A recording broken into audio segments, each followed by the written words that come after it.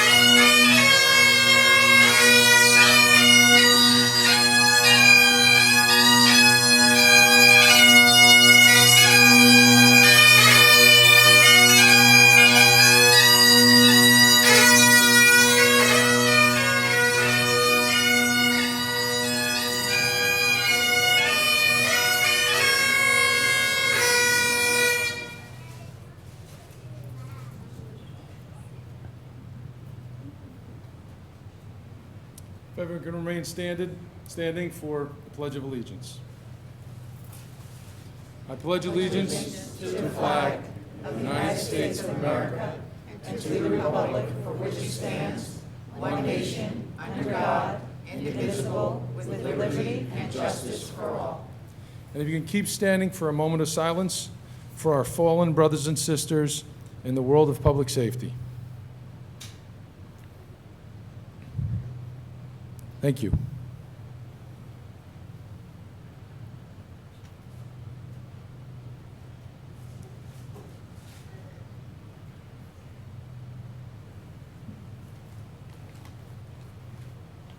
Okay, everyone can be seated, Okay. please. Thanks.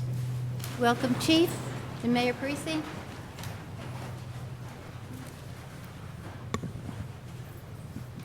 Good evening, everyone. I'd like to begin by thanking Mayor Parisi, Council President McCartney, and the whole Township Council for allowing us to invite ourselves to your meeting, and for your continued support of public safety by maintaining our department staffing and our rank structure.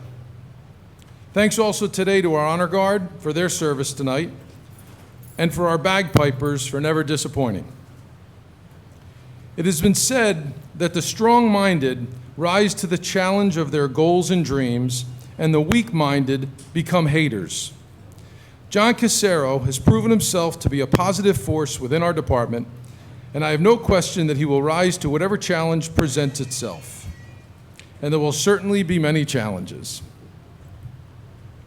John, as an officer, there will be additional expectations that will contribute to the growth and vitality of the department. I have every confidence that you will rise to those challenges. You've demonstrated and expressed your willingness to take your career to the next level, and I'm excited to see you get there. Want to come up, John? I'd like to tell you a little bit about John Casero. John is a product of West Orange. He is equal parts Casero and Dangler, two families synonymous with this community. Second only to his always perfect hair, the pride he shows in being part of our department is palpable. Having worked in an acting capacity for a few years now, John has proven himself a capable and professional public servant. John is joined tonight by his wife Jacqueline his daughter Amelia, and his son Harrison, who I'd ask to come up now as we administer the oath of office. Mayor? Wanna hold behind it?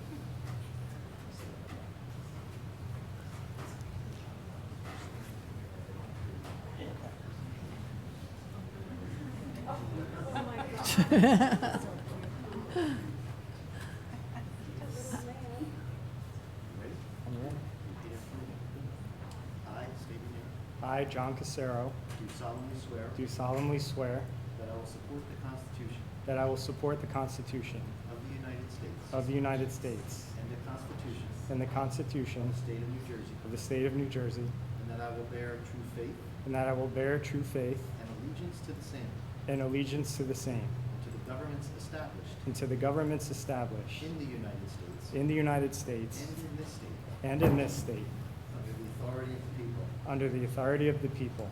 I do further solemnly swear I do further solemnly swear that I will faithfully, impartially, impartially, and justly perform all of the duties of the position of fire captain according to the best of my abilities.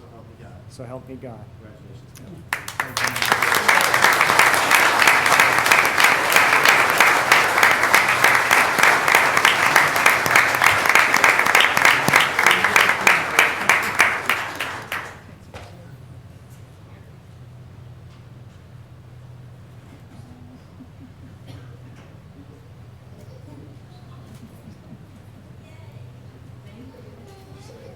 John, would you like to say a few words? Yeah.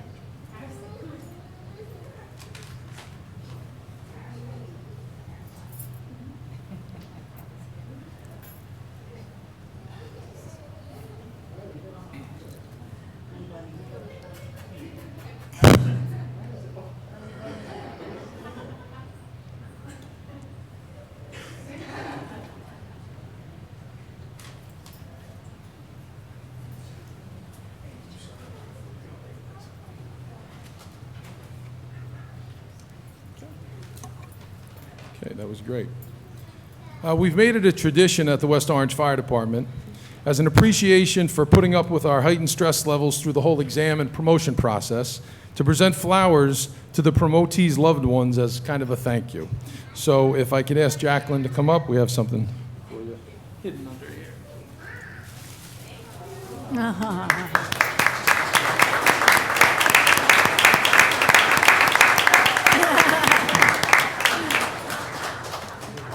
So John and his family have planned a reception tonight following the ceremony at the Appian Way for all of those who wish to attend.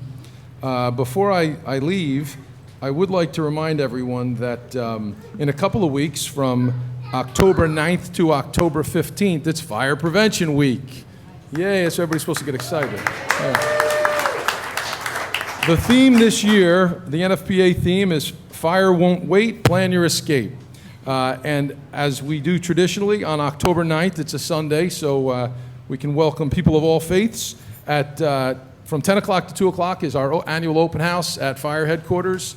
We'll have ice cream, we'll have lots of fun things. So if you can all come out, we'd love to see you. It's 415 Valley Road, for those who don't know where fire headquarters is.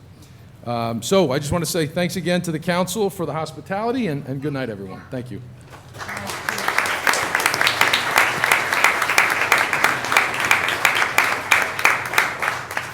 So Chief, thank you for inviting yourself to our meeting. Thank you. And John, all the best to you and your family. Stay safe. Yeah. On to the Appian Way, yeah. You're so welcome. Be safe.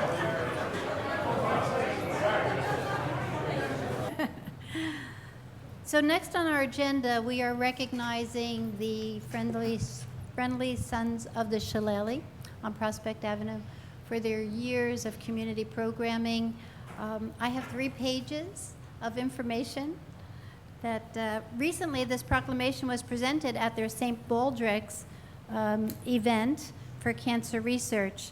But I do have to mention a few of these things because this is a year-long process of programming that they put together.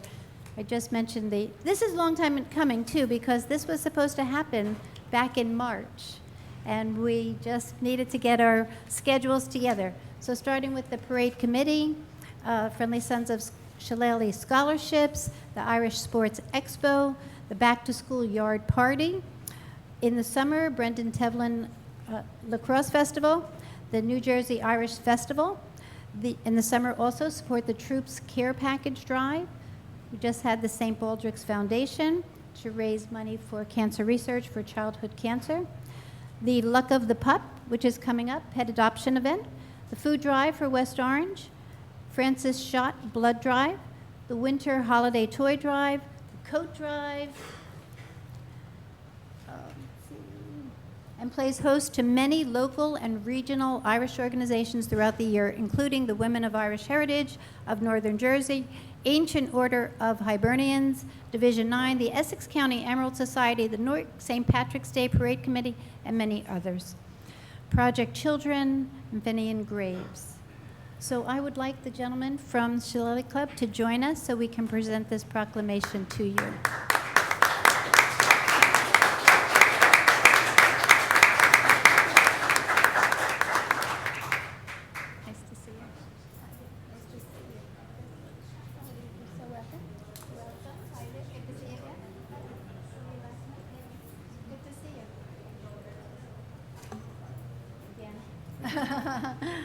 So this proclamation,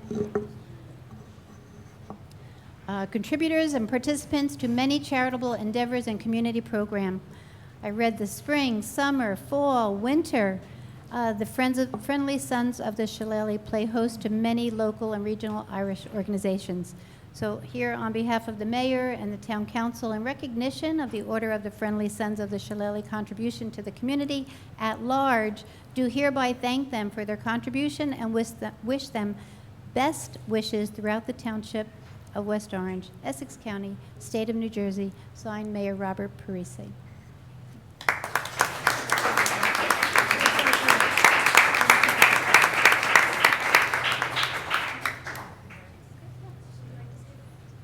Hi, my name is Chris Coughlin. I'm the Vice President of the Shillelagh Club. I'm here speaking on behalf of Jim McNanny, our president, who could not be here tonight, unfortunately.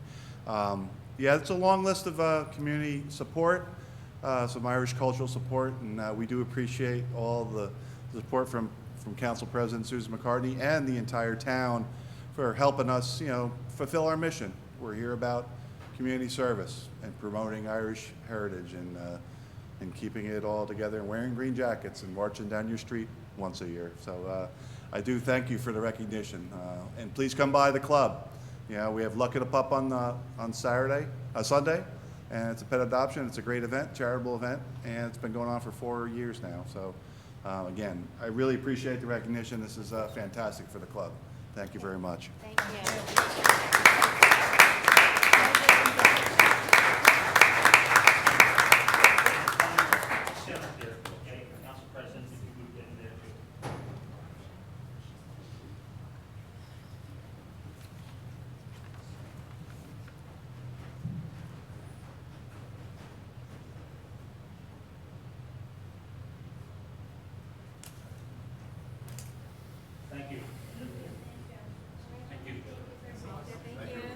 Thank you. How are you?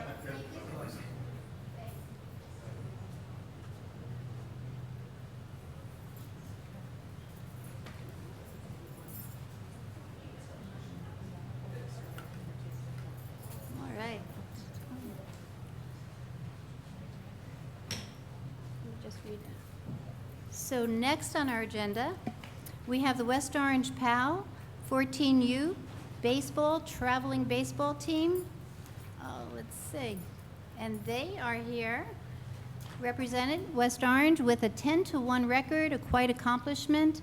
On Tuesday, August 2nd, the 14U team played with their dedication and hearts to take the 7-0 win over Pequannock. So we are here to recognize their outstanding achievements.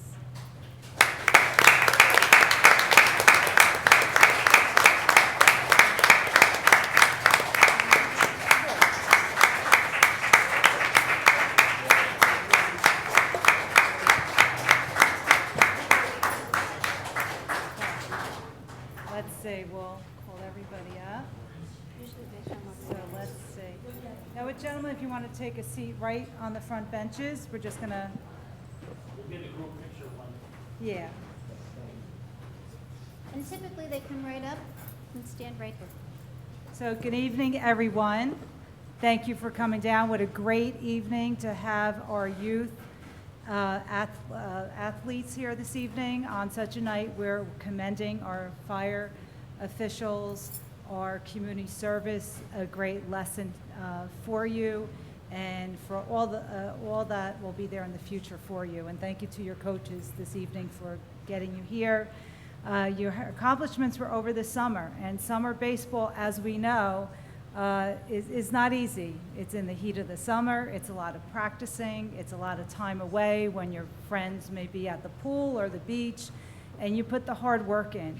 And that's what athletics is all about, and working as a team. And first, before we start, to give you this recognition, I want you to have a round of applause for your parents who took you to all those practices and games.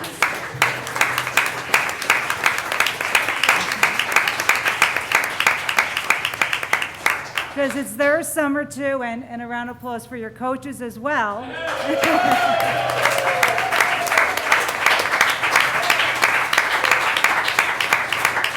Because it's their time as well. I know I'm a parent of former players in the PAL and the high school, so we're very proud of you.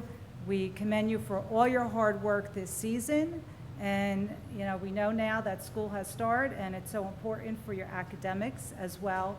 And but you know all that. That's why you're on an elite summer team, and you had such a great accomplishment. The West Orange Township Council is proud to recognize the West Orange PAL Mustangs 14U travel baseball team for the 2022 USABL Metro Division Summer Baseball Championship. Great job, guys. The West Orange PAL 14U team represented West Orange with a 10-1 win. As Council President said, this is quite an accomplishment. This summer over Pequannock 7-0. They are recognized in the competitive USABL Metro Division as the 14U 60-90 Division Championship. And the Township Council is proud to recognize you here this evening. So congratulate to the team on their excellent sportsmanship, and we wish you success in the future. Are they all in order? Okay, ready? We're going to ask you to come up. Bryce Bradley.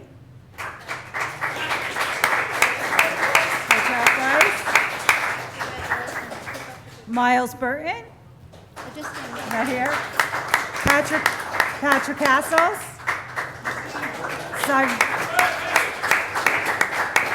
There you go. Cyree Coleman. Riley Netko. Riley. Jordan Jackson. All right.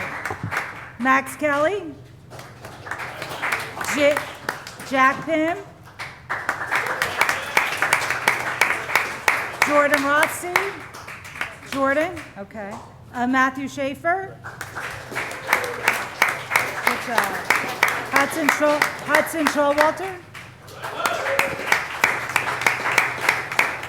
great job. Jay Stevenson, all right. Shepard Stevenson, okay. Double power there. And congratulations to coaches Todd Church and Gary Schaefer. Thank you very much. Thank you. These are for the other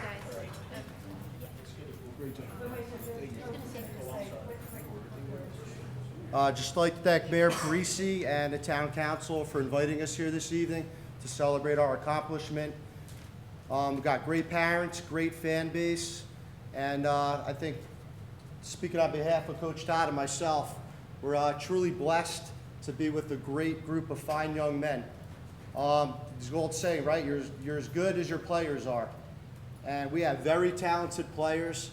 The future is bright, and I don't think this is the last time you're going to hear about these young men and the accomplishments they're going to have in the future as they embark on their high school years. So once again, thanks for having us, and go Pal Mustangs.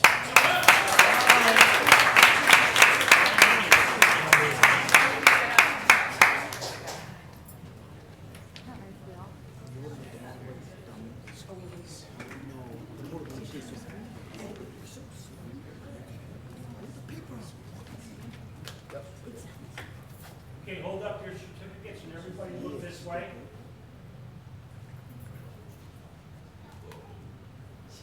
Hold that certificate up. Look at the camera, look at the camera, everybody look at the camera. Okay, now hold that pose because your parents want it.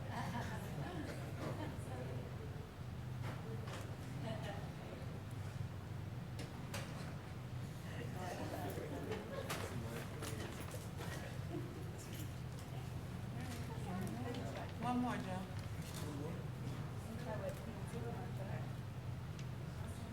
Thank you. And one more, gentlemen.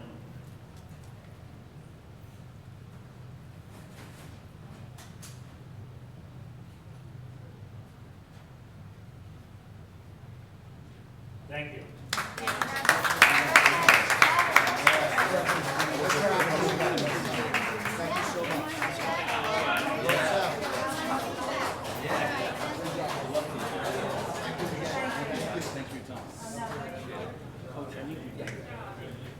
You need my name? Todd Church? Church? Yeah. Like the church? Yeah. Coach? And Gary Schaefer. Schaefer, spelled just like the deer. I don't know how to spell that. S-C-H-A-E-F-E-R. Oh, Michelle, make sure he takes the proclamation. Oh, the proclamation, Wait, gentlemen. guys. Or the, Coach?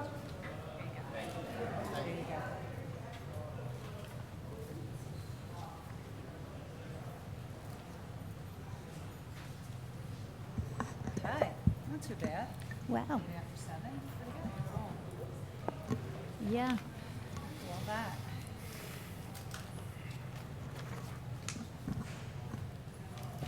September's here.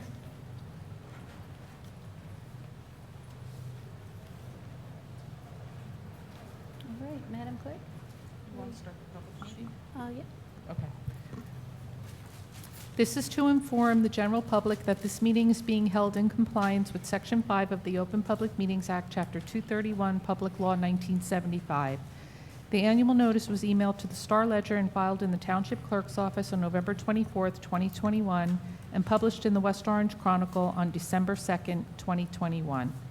Councilwoman Castellino? Present. Councilwoman Matute Brown? Present. Councilman Rutherford? Here. Councilwoman Williams? Present. Council President McCartney? Present. Okay. So, welcome all to our September 20th Town Council meeting. We're going to start with public comment. See, Marge Minion is here from our library. Good evening. Good evening. Marge Mingen, President of the Library Board of Trustees. I heard I was coming to a party. See, I told you it was a party. You can pass the box of candy around and Oh, please how share nice. it, so you can be part of the celebration.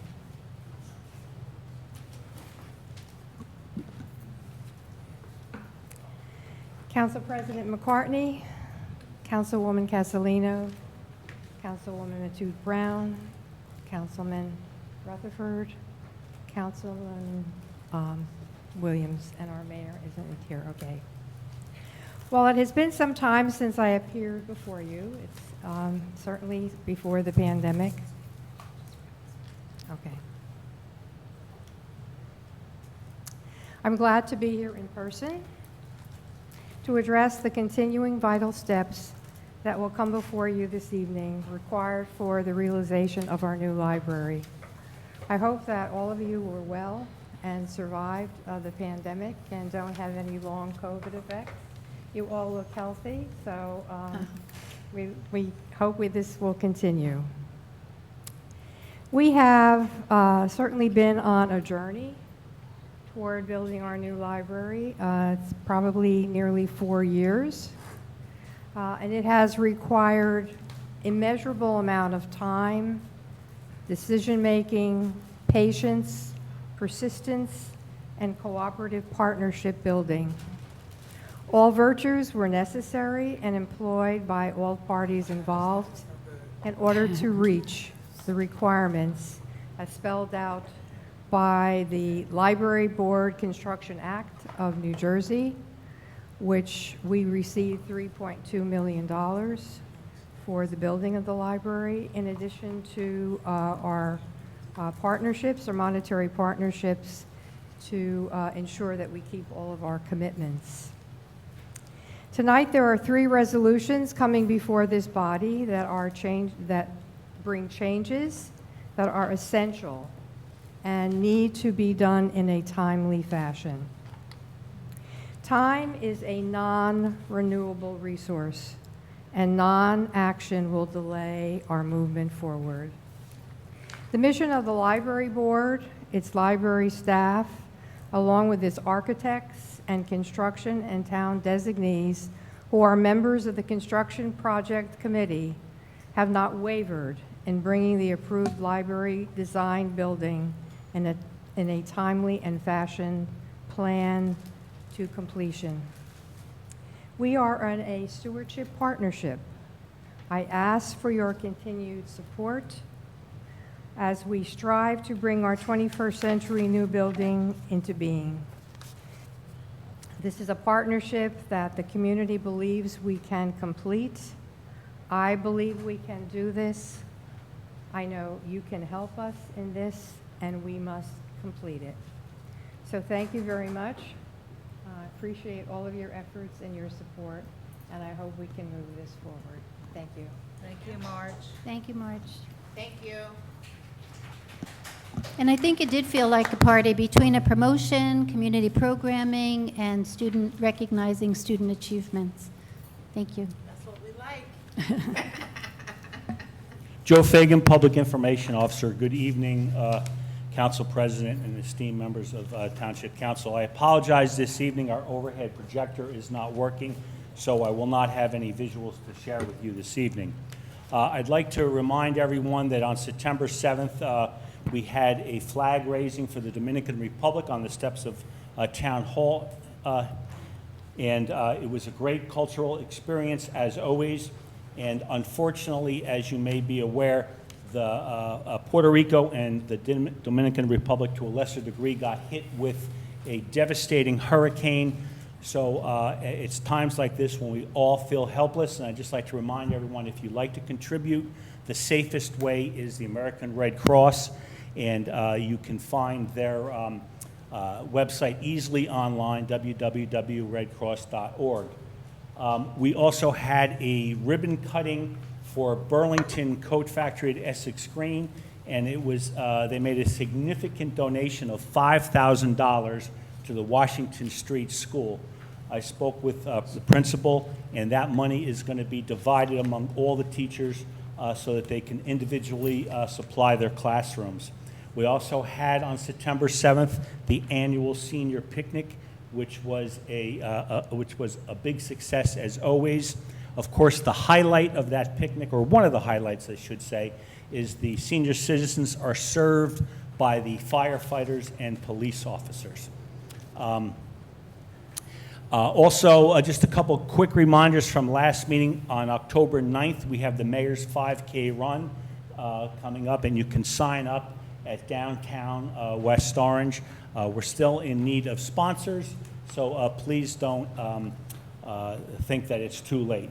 Even though it's October 9th, a few weeks away, we're still looking for sponsors.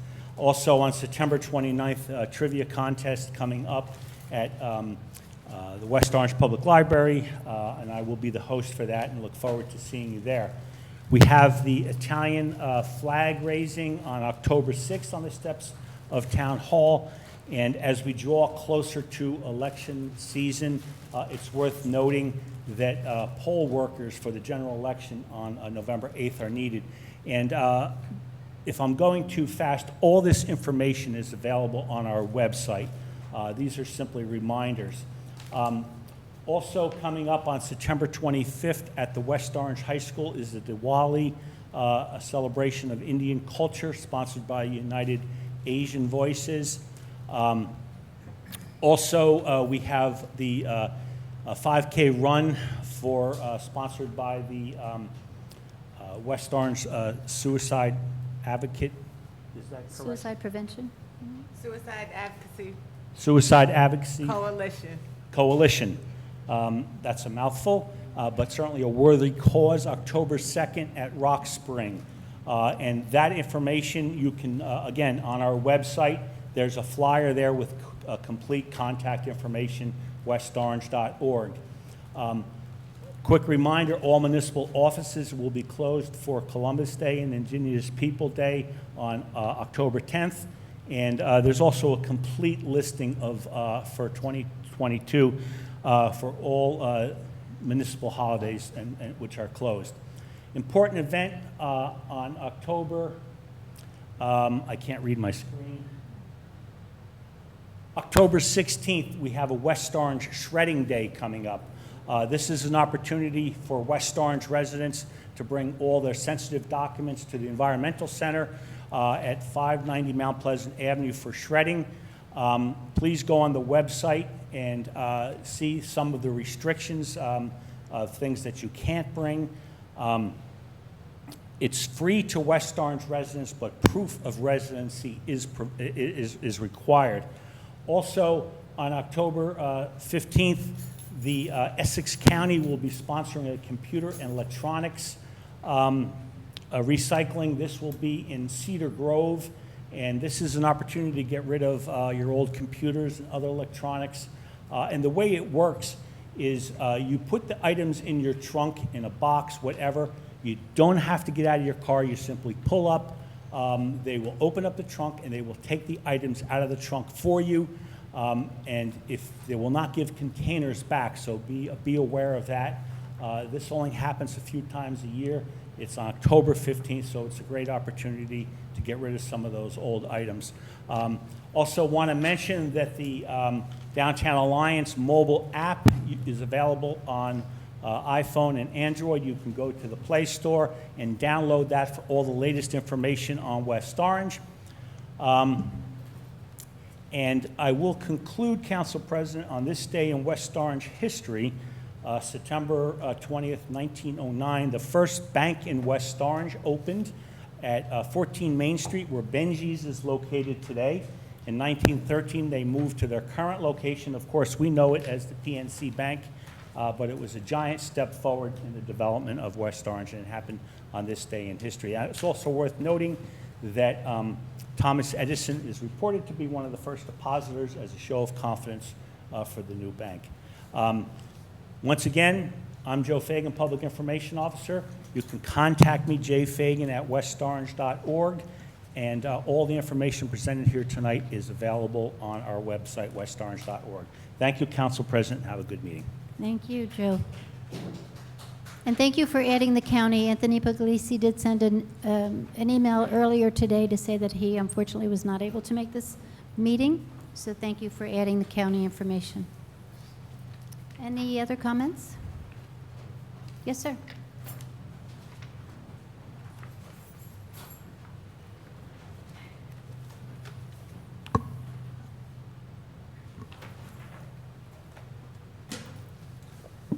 Good evening, everyone. It's great to see your beautiful faces again on this evening. Even though, oh, thank you very much. Thank you. Even though I'm not here for that, what I am here for tonight. Excuse me 1 second. Can Yes. you just state your Oh, name I'm and address? sorry. I'm for the- Charles Penn. I am a co-owner, co-founder, and president of the Library of New Jersey. I am not a West Orange resident, but my business partner is. So yes, what I'm here for tonight is just clarity and understanding. And the question I have to receive that is, what's the measure?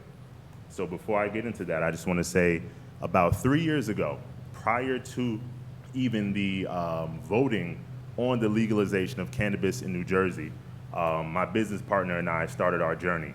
And we have made sure that throughout this entire process that we have remained as focused as possible and as due diligent as possible to achieve all of our goals. And up until this point, we have. There's only one more goal that we have left, and that is for a resolution from the task force of West Orange. The question I just have tonight is this. I understand that there are prior people who received the resolution in the town, but these entities have been sitting on this resolution for at least 6 months. We can open up in a third of that time if you gave us a resolution tonight. That's how ready we are for everything ahead of us. I understand the need and the want of the council to make sure that everyone gets a fair shake at things and is as successful as possible. But this is an industry that is not rewarding of lethargy. You can't sit around and wait and expect to be successful in this business. We understand that. That's how we've been navigating, and that's why we have conducted ourselves the way we have up until this point. Now, going back to my question, what's the measure? Is it community outreach in the town? We've done at least 5 things in this town. Our first thing was an expungement event for the residents of this town and bordering towns. Then we fed families at $200 a family during Thanksgiving in this town. Then after that, we had a webinar for expungement events with the NAACP of the Oranges, which includes West Orange. And then after that, we held a 3-week, 15-hour-a-week job training program in which we paid West Orange high school students $15 an hour to be trained on how to conduct interviews and handle themselves in any situation in which they were trying to get a job. We partnered up with NJIT and Stockton University to accomplish this. The last thing we've done is we worked on a pamphlet that we have distributed to the council. Now, I'm not doing all of these things because I'm looking for your favor. We truly are committed to community, not just in this town. We've been so active in the social equity movement that we were even invited to New York City by the Assemblywoman Crystal Peoples-Stokes to speak at the Harlem Repertory Theater several months ago on how to best do their rollout in New York City. We are completely committed to everything that's going on right now. And once again, I understand that these people got resolutions before us, but they are not moving the way we are moving. And stagnation is not something that is going to lead to success in this industry. I'm not trying to sway your opinions. I'm just giving you the facts as they present themselves today. We are extremely committed, not just to our business, but to this town. I don't even live in West Orange. I've done more things for this town than I have my own town to show how committed I am to this. Community outreach, children, elderly people, that's all in the scope of what we're trying to help with in every town, but especially West Orange. I said in an MSNBC interview months and months ago that I don't want to just be in the town, I want to be of the town, and that is the mission of the Library of New Jersey. I'm not here to take up your whole night, but I just want to stress that we are ready to go. I know that there are people who are there. They are not ready to go. If the mission is to open up a successful cannabis market in West Orange, we are supreme clients for that, literally. Not only do we have our drive and persistence, but we have the knowledge of a big company behind us to fill in for any gaps that we have. I do not mind being ignorant of anything, but it doesn't last for long. So I just want to say that I am here stating to all of you that we are extremely committed to West Orange. We have already proven that. All we need is now for an opportunity to show the value that we're going to bring here. Enjoy the rest of your night. Thank you, Mr. Penn.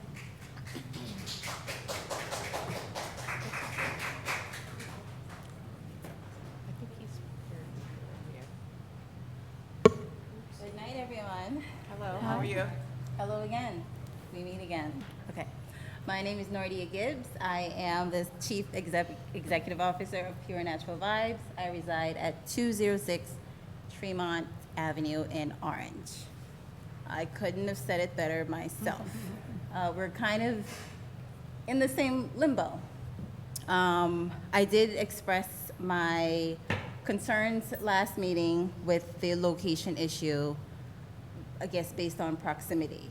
I did go back to review the ordinance and all the information on the website. And I believe the location that got approved, it was on April 26th. I had submitted my application on April 14th. So there was no way for me to know where that location was prior to me submitting. I've been doing my due diligence. I've been yelled at, screamed at, turned away because no one wants cannabis anywhere. And I found a location that works. I've had it for 5 months. Landlord's super excited. He keeps checking in. What's the township saying? I'm like, I don't know. I keep waiting. I did review a couple of ordinances just to see what does proximity look like in the cannabis world. Belleville has 1,000 feet apart. Bloomfield, 200 feet. East Orange, 200 feet. Montclair, 250 feet. Maplewood, 1,000 feet. I am beyond 1,000 feet from the closest location that got approved. So I literally don't know where else to go. I did read in an article from the Essex News Daily that the task force decided to stop reviewing applications because they wanted to see where the previous resolutions turn out with the state. I don't know what to say to that, only because they've been approved for a few months. I've actually submitted to the township prior to submitting to the state. I sent my application here, I actually brought it here on April 14th. I didn't submit to the state until May 24th, so it's well over 30 days. And I didn't anticipate to still be waiting to hear kind of back from the task force regarding my application. The state came back on July 29th, and my 120 days has started. So I don't know. I'm here trying to figure out what's next, and what the task force feel like they will get from waiting for the other applicants to kind of move forward, because I thought when they jumped in early, it's smart. Get it in early, because once it fills up, it fills up. And they could stop it at any point. But I didn't think 5 months later they wouldn't have a response from the state, because I waited and I've gotten a response from the state, so I'm not sure what their timeline looks like. But I purposely, I think I don't know if that's fair to wait for them to get a resolution from the state in order to review an applicant that's been waiting for 5 months. That already has approval from the state. So again, a little clarity on that, just to know where I'm going at this point. Everything since I was 16 that I've saved, I've invested. And I'm literally watching it disappear, to say the least. So I just need a little bit more clarity on where to go, what to do, like what's the timeline, because I tried to do it right. I came, I sent in my application, I confirmed that it was a micro business and it was gonna be accepted on a rolling basis. I waited, I didn't hear back, I sent back to the state, they came back, they loved it, and I'm still waiting from the town. Thank you. Thank you, Ms. Gibbs. Any other comments? Yes, sir.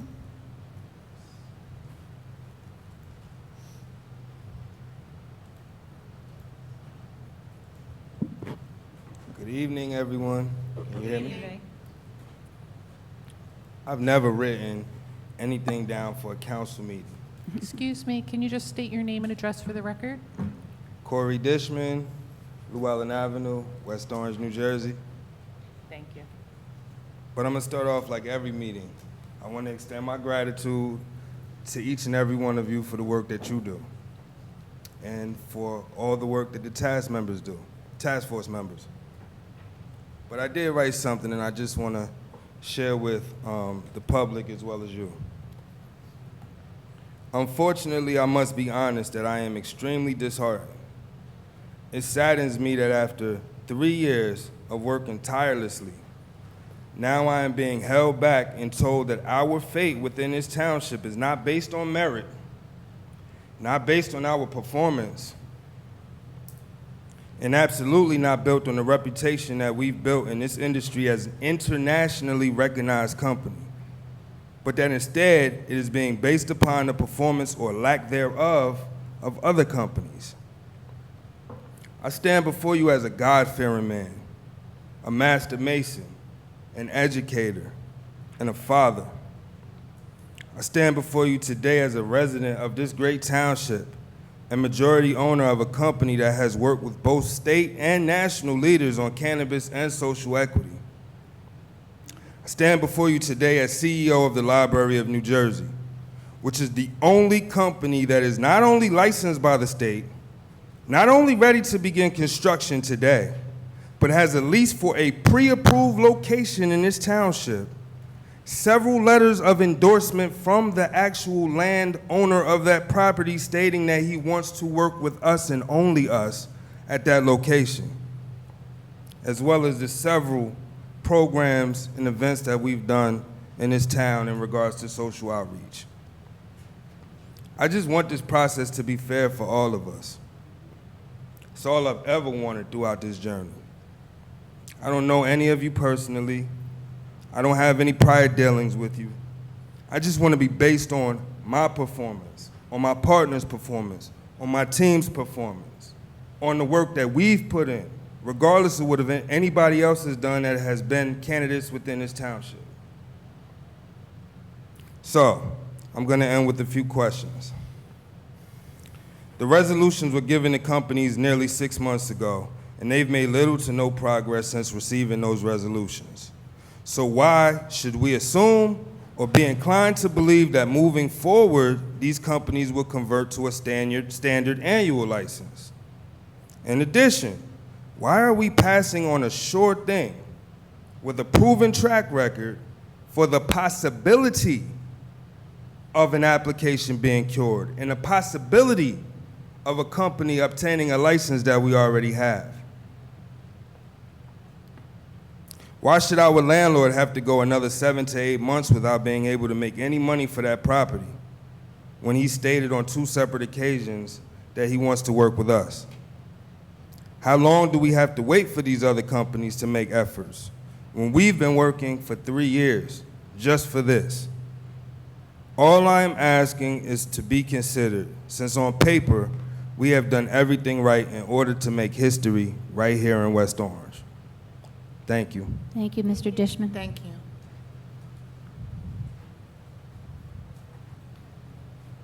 Any other comments or questions? Yes, sir. Oop.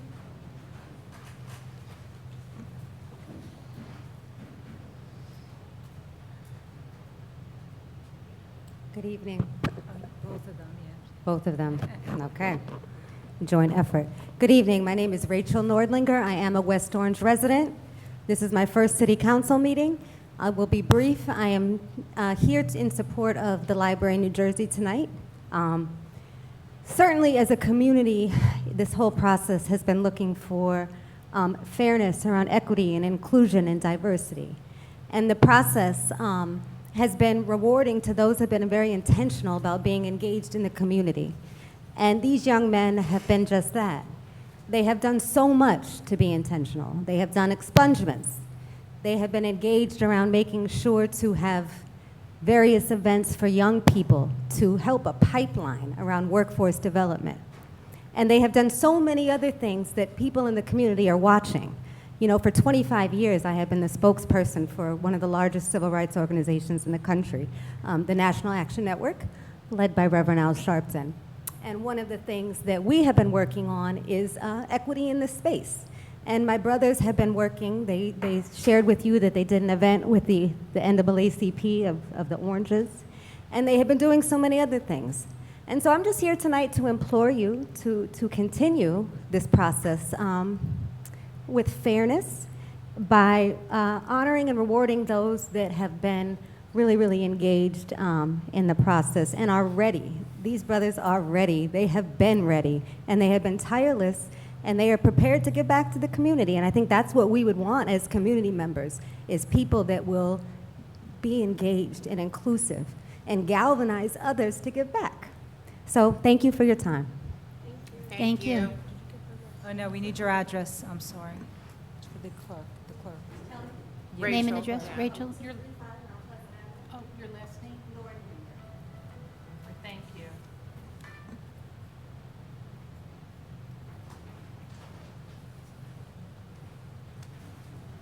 Welcome. Name and address, please. Good evening. My name is Tofik Hilu. That is spelled Tawfic. Last name is Helou. I just want to say thank you to the West Orange Council. Where do you live, sir? My address is 143 Westville Avenue, Caldwell. Thank you for giving me the chance to speak tonight. And I'm here. Jeez, sorry. That's okay, take your time. I am so nervous. There's no need to be nervous here. Okay, good. All right, We're so family. let me just relax. I represent Treehouse Ventures. The only other principal of Treehouse is here with me now. His name is P.O. Jang. That's spelled P-I-O-J-A-N-G. And he lives at 42 Glen Ave in West Orange. And we've been approved by the CRC for a Class 5 cannabis retail license. And we just wanted to introduce ourselves. And if you have any questions for us, we're here, or concerns, and we plan to put in an application. So we're here for any questions. Thank you for your time and your consideration.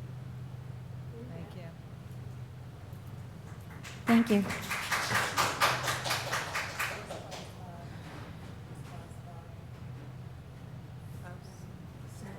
Yes?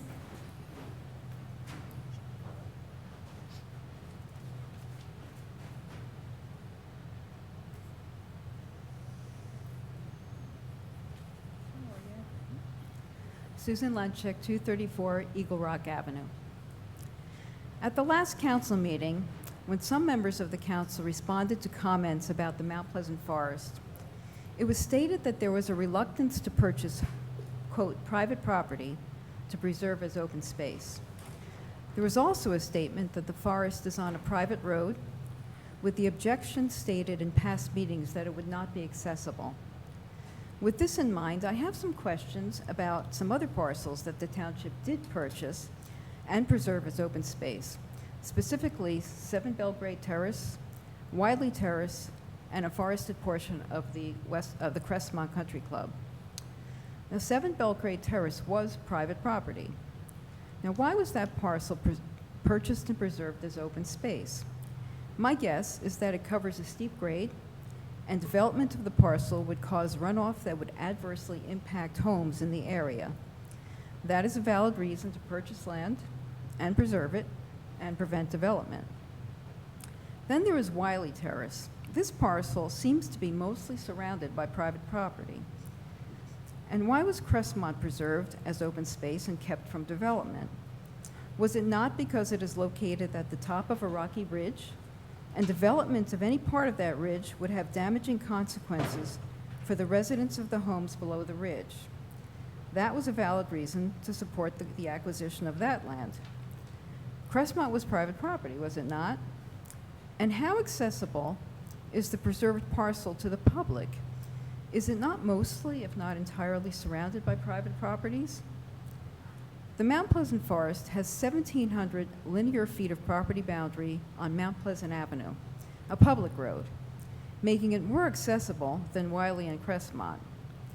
And if Belgrade and Crestmont were preserved to protect residents down gradient from those properties, then why is that same standard not being applied to the Mount Pleasant Forest? Not only would preservation of the forest protect the people and property in the vicinity, but would also increase safety to drivers along Mount Pleasant Avenue. Were the objections raised by a couple of the members of the council regarding the Mount Pleasant Forest also raised when these other properties were considered and then approved to be acquired as open space? And aren't the reasons used to support the preservation of those other properties just as applicable to the Mount Pleasant Forest?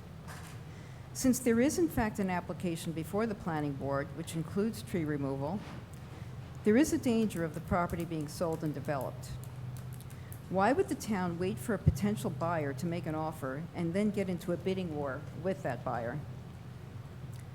Another objection raised about acquiring the Mount Pleasant Forest regarded removing the property from the tax rolls. Now, this really is a valid concern.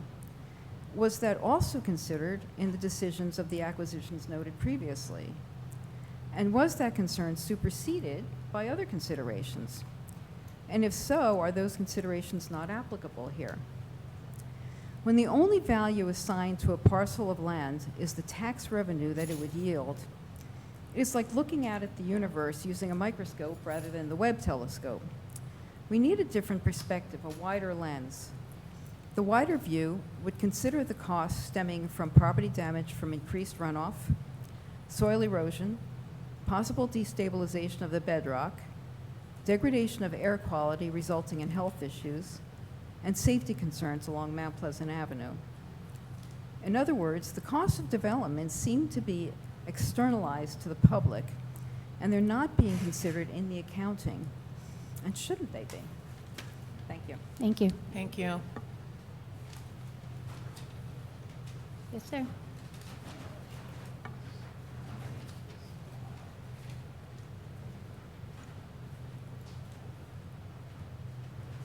Thank you all for coming.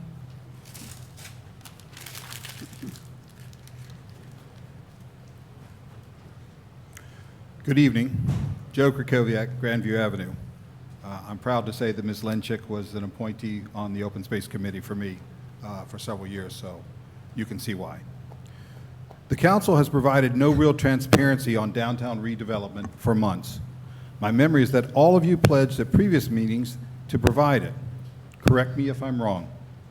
So then please explain why your actions give the appearance that you don't believe transparency is important after the nearly 15-year tragedy for our community that was the tenure of the previous redeveloper, Prism. That cost us years of no progress and $12.5 million in a legal settlement when Prism sued us. At the last council meeting, some of you indicated that transparency could wait until after everything was decided. What good is that? Don't you want residents to provide informed guidance and opinion on what they want down there now, when it might do some good? Council President McCartney even said that this was the process followed when selecting the last redeveloper.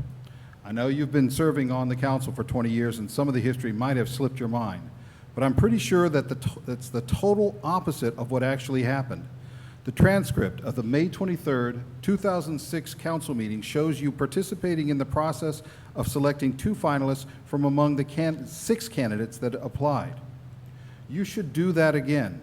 Issue a widely distributed request for proposals and see what the possibilities are, instead of conducting this fig leaf with a single vendor chosen through some process we've not been told for some rationale that's not been explained. Now we're on the second exclusive negotiating period again, with virtually no information and secret executive sessions.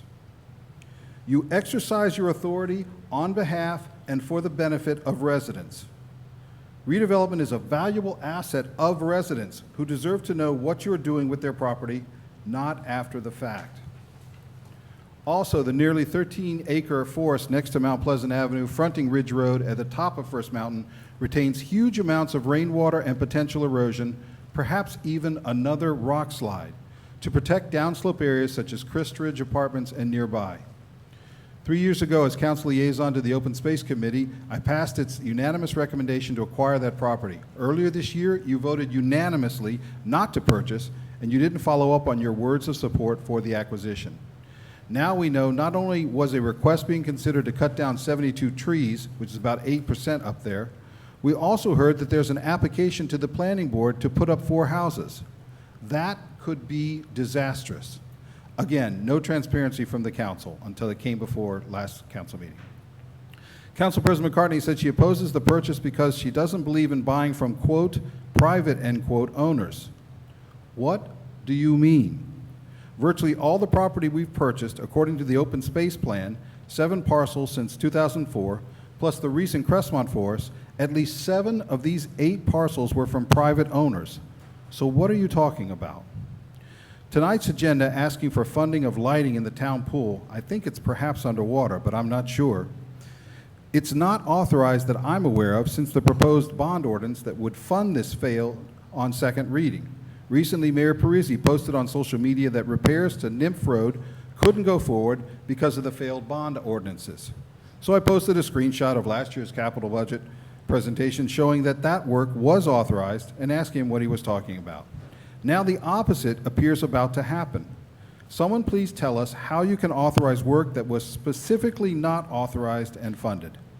On top of that, this sounds like a perfect example of a nice-to-have and not an urgent must-have to fund when the council has voted to issue more than $113 million in borrowing in the last 3 years, up 77%, in the midst of pandemic, recession, roaring interest rates, and inflation, including $62 million borrowed just last year. And repayment has soared accordingly to nearly $9 million this year and headed higher. How can you support this? So what, by the way, is going on with the $15 million borrowing for the capital budget? Transparency in order, perhaps? Something similar seems to have happened with road construction on tonight's agenda. While the town hasn't even started work authorized back in 2020, the mayor is proposing to leapfrog residents who have been waiting years for work to begin on their streets. How can council members support this? Councilman Rutherford, I hope you're rethinking your tirade at the last council meeting. Residents are asking hard questions about their elected official, and I'm sure it's unpleasant. But you linked your critics to me as if I had anything to do with it.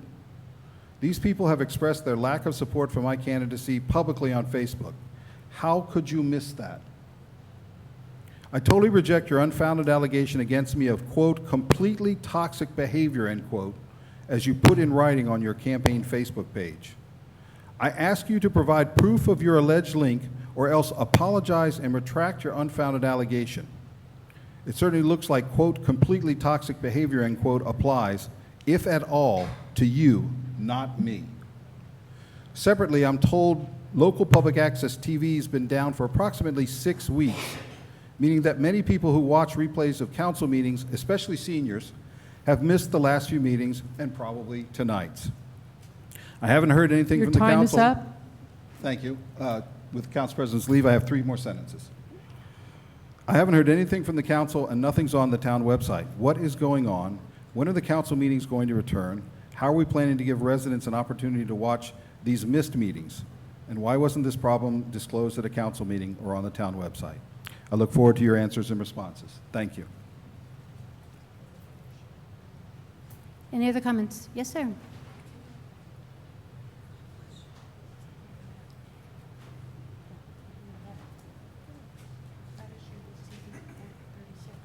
Good evening. Ron Charles, Colonial Woods Drive. I have a comment on Resolution 246. It's about the salting and the snow plowing. I see that some of the vendors were awarded different areas of town. But I had a question. The difference in price, is it due because of the amount of streets in each section, or is it the terrain, or is it something else? Because I see that we're planning to award American Asphalt at $250 and $250 for the lower Valley area and the Heights, but yet for Lower Gregory, it's $300. So I just want to know if you can provide the information. Is it the amount of streets, or is it the terrain? Second thing is, as I mentioned before, I do live on Colonial Woods Drive, and the development on Colonial Woods North, there were some trees taken down, so as some of our neighbors have expressed interest into me, is there a plan to replace some of the trees that were taken down in that development? And that's all I have. Thank you.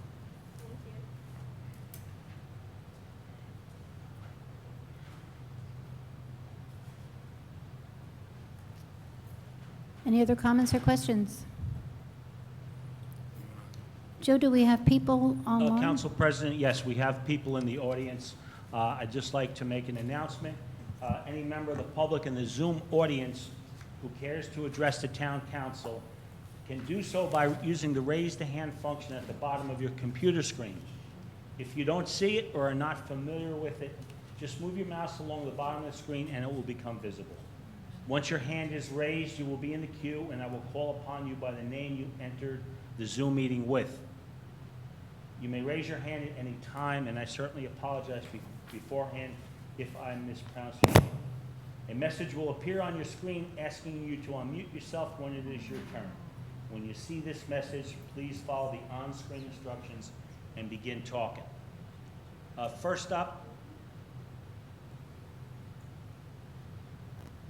First up, we have Todd Dubove. Todd, please state your name and address for the record. My name is Todd Dubove, Burnett Terrace. Appreciate the opportunity to speak. My first question relates to Resolution 251-22 with reference to severance liabilities of $950,000 and the raising of funds to fund that.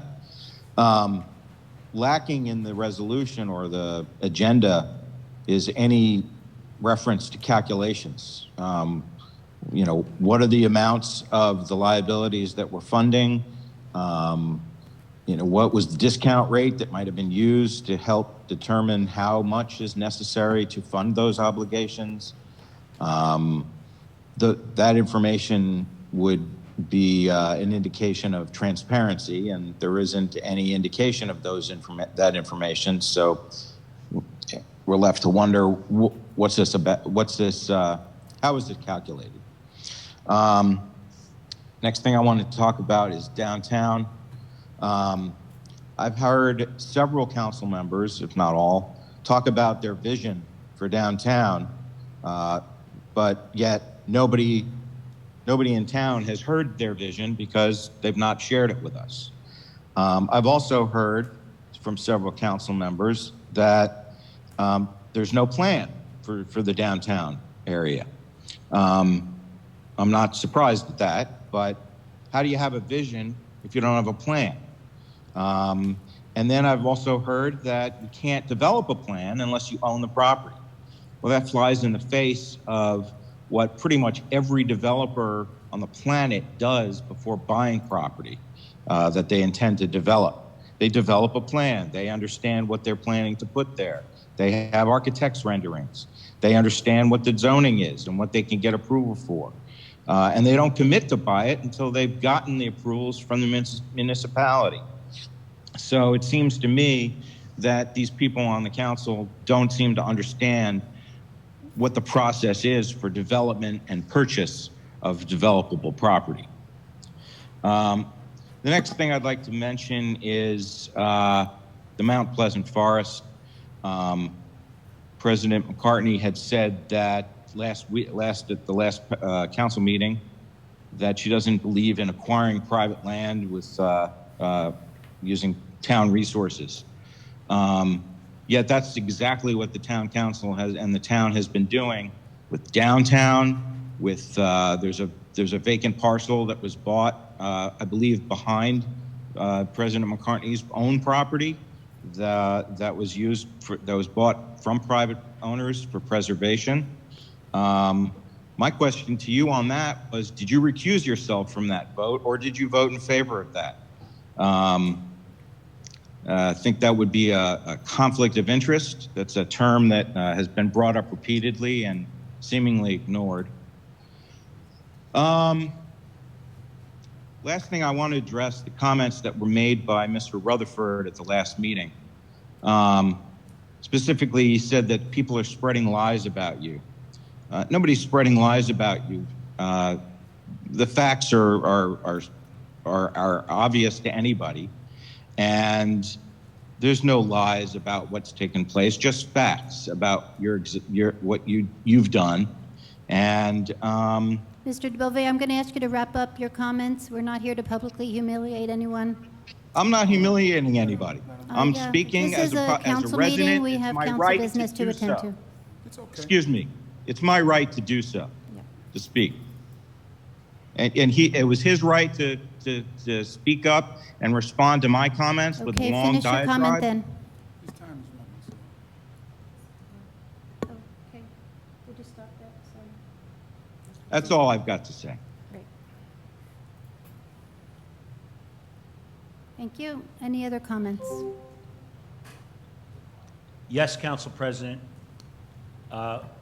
Joyce Rudin, welcome to the meeting. Please state your name and address for the record.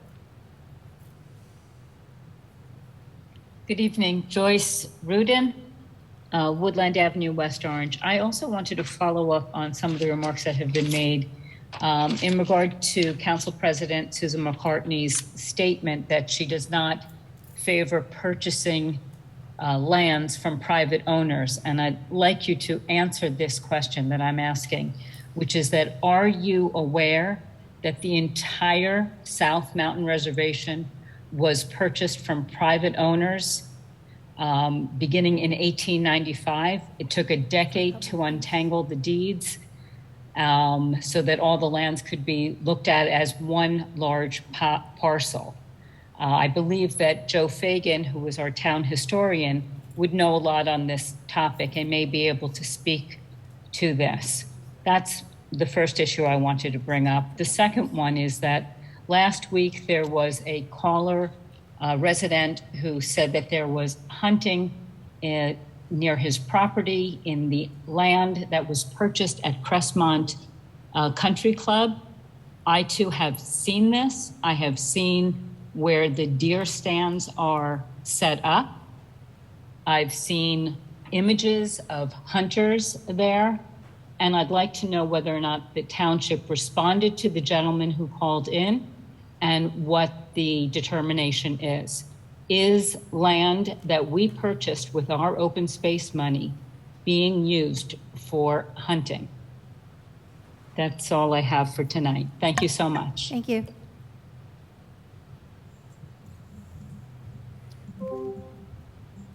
Next up, we have Kevin Malanga. Kevin, welcome to the meeting. Please state your name and address for the record. Good evening. It's Sally Malanga, 57 Ridge Road. I just wanted to follow up on information that I just learned at tonight's hearing, comments that were made that there was an acquisition of property on Belgrade Terrace, which is near Council President Susan McCartney's home. This would indicate to me that open space trust fund money may be being used to benefit certain members of the council, namely Council President McCartney, and used to deny other residents the same access to the open space trust fund money for political purposes. This would be very unfortunate, but it seems that these excuses and obstruction by Council President Susan McCartney is exactly what's going on. To say that Ridge Road is a private road when there is public access is disingenuous. To ignore the fact and tell residents not to speak about Ron Jolin rock collapse when there is legitimate concern about another rock collapse. This is not acting in the interest of public health and safety on a road that becomes very dangerous when water cascades off of that steep slope. And there have been over 60 accidents, as well as the desire for the entire neighborhood up and down Mount Pleasant Avenue to protect a small shred of forest that benefits everyone, that benefits the entire community. This really needs to be put to rest, and these political machinations really ought to stop. Thank you very much. Any other member of the public wishing to speak at this time, please raise your hand before public comment is closed.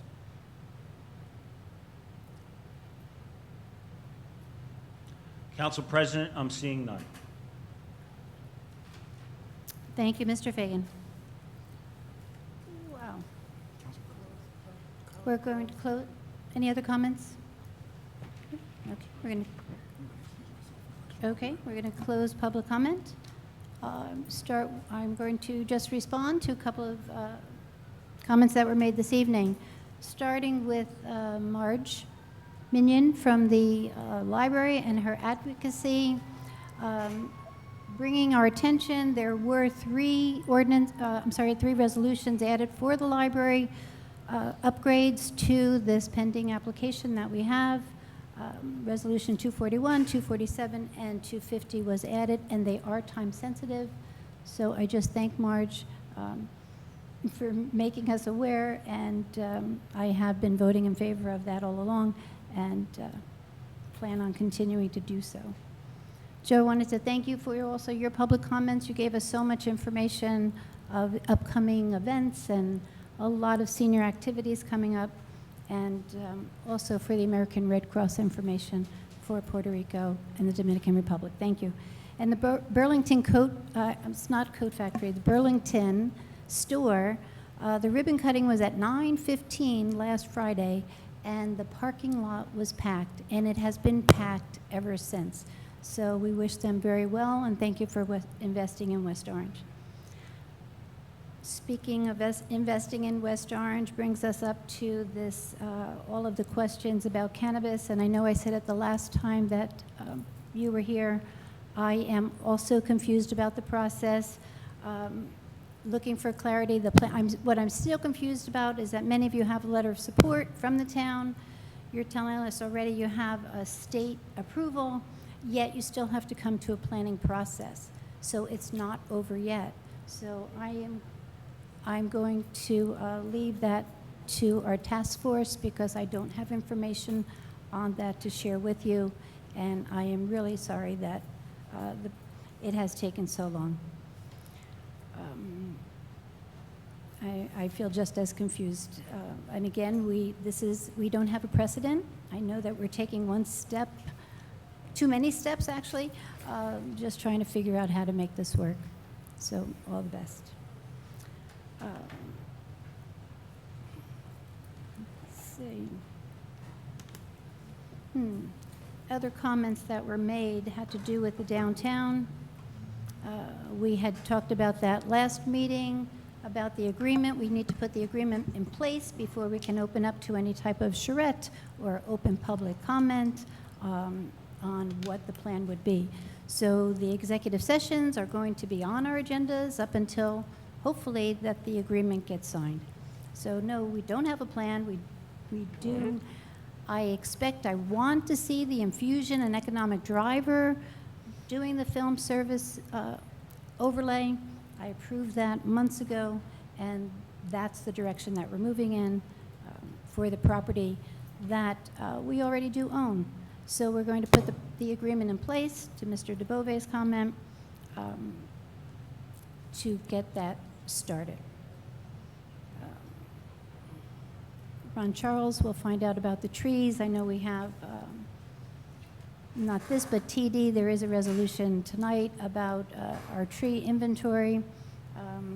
Our engineer's not here to talk about the trees and what's proposed up on Colonial Woods, but we will certainly find out and get back to you. And the comments about Mount Pleasant, I'm not sure if it was taken out of context or not, but what I have been saying, and I have stated this before, that I do not intend to use public funds to purchase property on a private road. There were other sites that were listed just now, even the one about South Mountain Reservation. Whatever the county had to do to purchase that, it became public use. The two parcels, 2 Ridge Road and 10 Ridge Road, is on a private road. Yes, we can get up Mount Pleasant Avenue, but there is no access, and to use public funds to purchase 2 privately owned properties, I don't want to do that. There are not enough funds in the open space fund right now, and we would have to bond on top of that. To say, I don't understand the comment about purchasing the property. Even if the town purchases the property, that is not going to prevent the water cascading down the mountain. And we, earlier this year, put a steep slope ordinance in place to curtail any type of development there. Belgrade, I think that was before my time, but Belgrade Terrace, it is behind my home, I understand that, but that property was swapped because that was an unbuildable lot, and the property is swapped. Again, the engineer's not here to talk about that, but we can find out more information about that. Maybe the administration can talk about the hunting on Crestmont if we have any more information on that. And Mr. Gross, I would also ask you about the emergency notes. That was a comment that was made on the emergency notes, which is a resolution on tonight's agenda. Yeah, the council introduced an ordinance last meeting to fund basically the retirement contributions that are required for employees when they leave for their payout of their accumulated sick and vacation time. We do this every year. This is pretty much housekeeping, and it is based on my estimate of what our requirements are going to be over the next year. And it also includes this year and any overflow into next year. So the process requires an ordinance, which has 2 readings, and as well a resolution, which is on for you tonight, in order to authorize that payment so that we can meet our obligations without funding it up front from taxpayers. We are able to do it in this manner, which is direct, allows us to finance it over a 5-year period as opposed to all up front, and gives some stability to our taxpayers for meeting these obligations. Thank you. And anything on the hunting at Crestmont? I'm sorry? The hunting that was reported? I can tell you that what we know so far is it looks like those are what was there was vestiges that we've seen. That we're not done completed yet, but we think that there were some hunting, I don't know if the right terminology, I'm not a hunter, I guess where Blinds. platforms and trees, Blinds. well, blinds in trees, but they appear to be old from a time when the property was not public property. But we're still continuing to look and to monitor and see what's going on in the property. Thank you. Good. And I just wanted to wrap up with Joe Krakowiak's comment about appointing Susan Lesnick. I think that was an excellent choice for you to have an appointment on the Open Space Commission. You talk about now that you're purchasing property. We had this conversation at our last meeting. I think you have voted no on every single acquisition that has come up, if not all, at least 90% of them.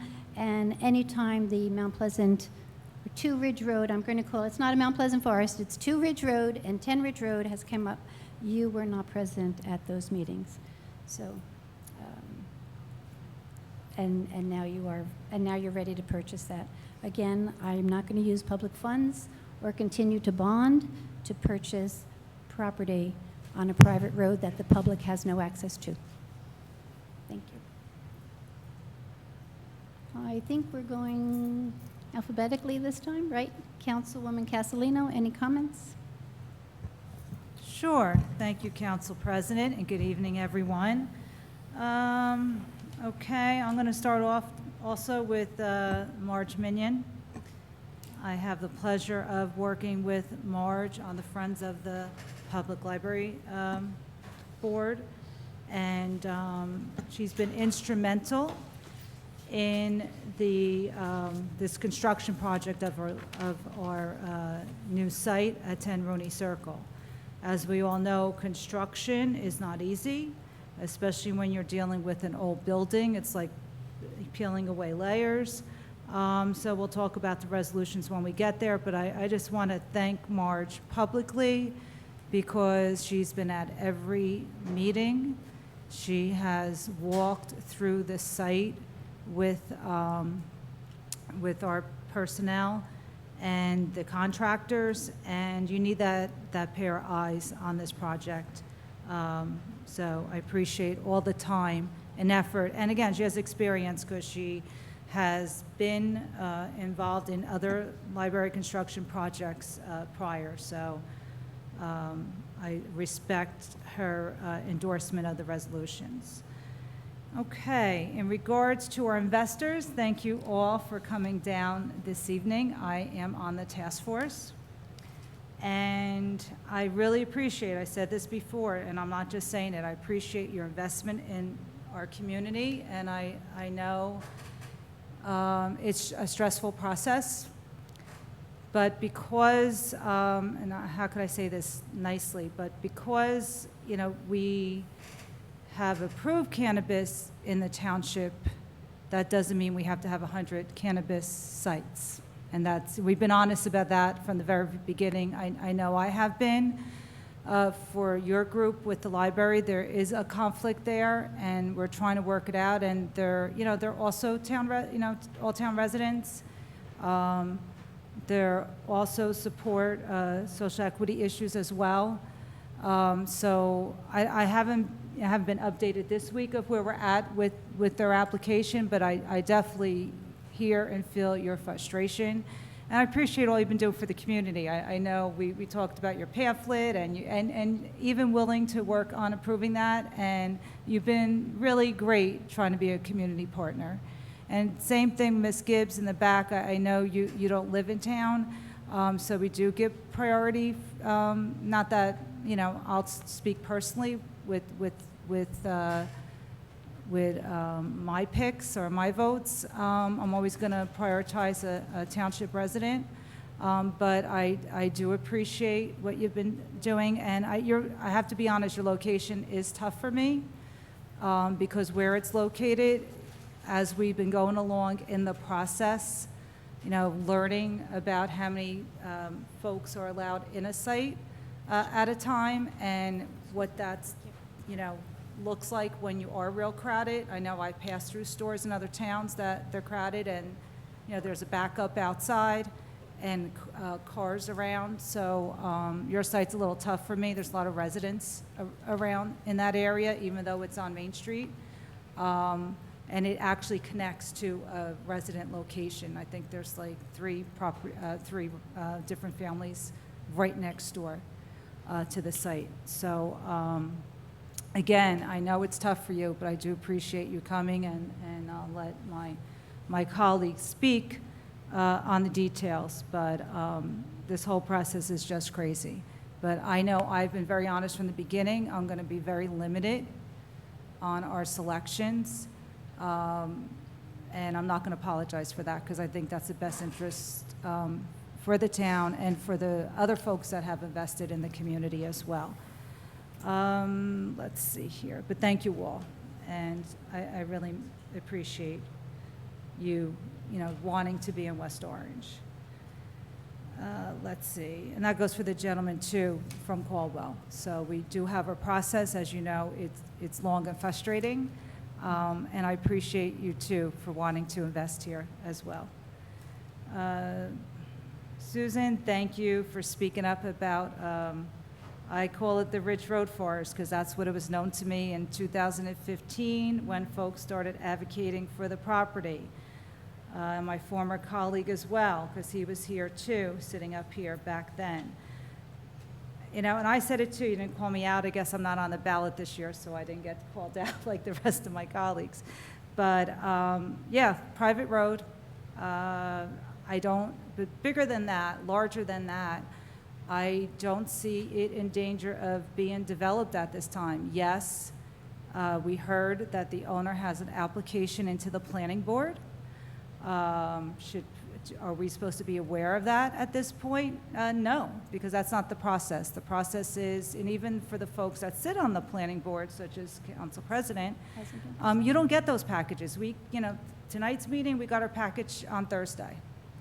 And as my colleague knows too, former colleague. So, you get that information and you do your due diligence in a timely fashion. So what do we do with this? From what I've heard, or that application has been made by the property owner. That doesn't mean a developer is knocking on the door. It could just mean that the property owner is trying to feel out their situation. Because again, I feel bad for the property owner because his property has been publicly discussed for the past 7 years.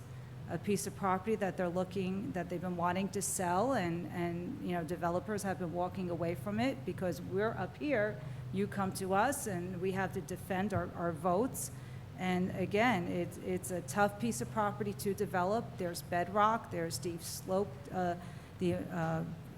ordinance that we strengthened. And so the likelihood, even going to the planning board and getting all those approvals from the planning board, I'm not excited yet. I'm not excited that all those approvals are going to happen. So I know this has been an issue near and dear to a lot of folks, and I don't blame them. But again, shame on those who are freaking out the residents of the Crestview Apartments, making them think that there's gonna be a rock slide there. So again, that is shameful in scaring those folks of that. We're not even anywhere near that. And so that's always disappointing to hear when that comes here. So again, I will be patient and see how this plays out. The Crestmont, I had spoken with the chief in regards to that, with the hunting, people seeing the hunting stands. And I believe he took care of that like the very next day. He went up there to check out the site and to clean it up. I haven't followed up with him. He was going to let me know if there was an issue with that. But it was private land. We now own it. And so that had to be cleaned up. Town pool, we'll talk about that resolution later, but just real quick for my colleagues now, because it was a question here.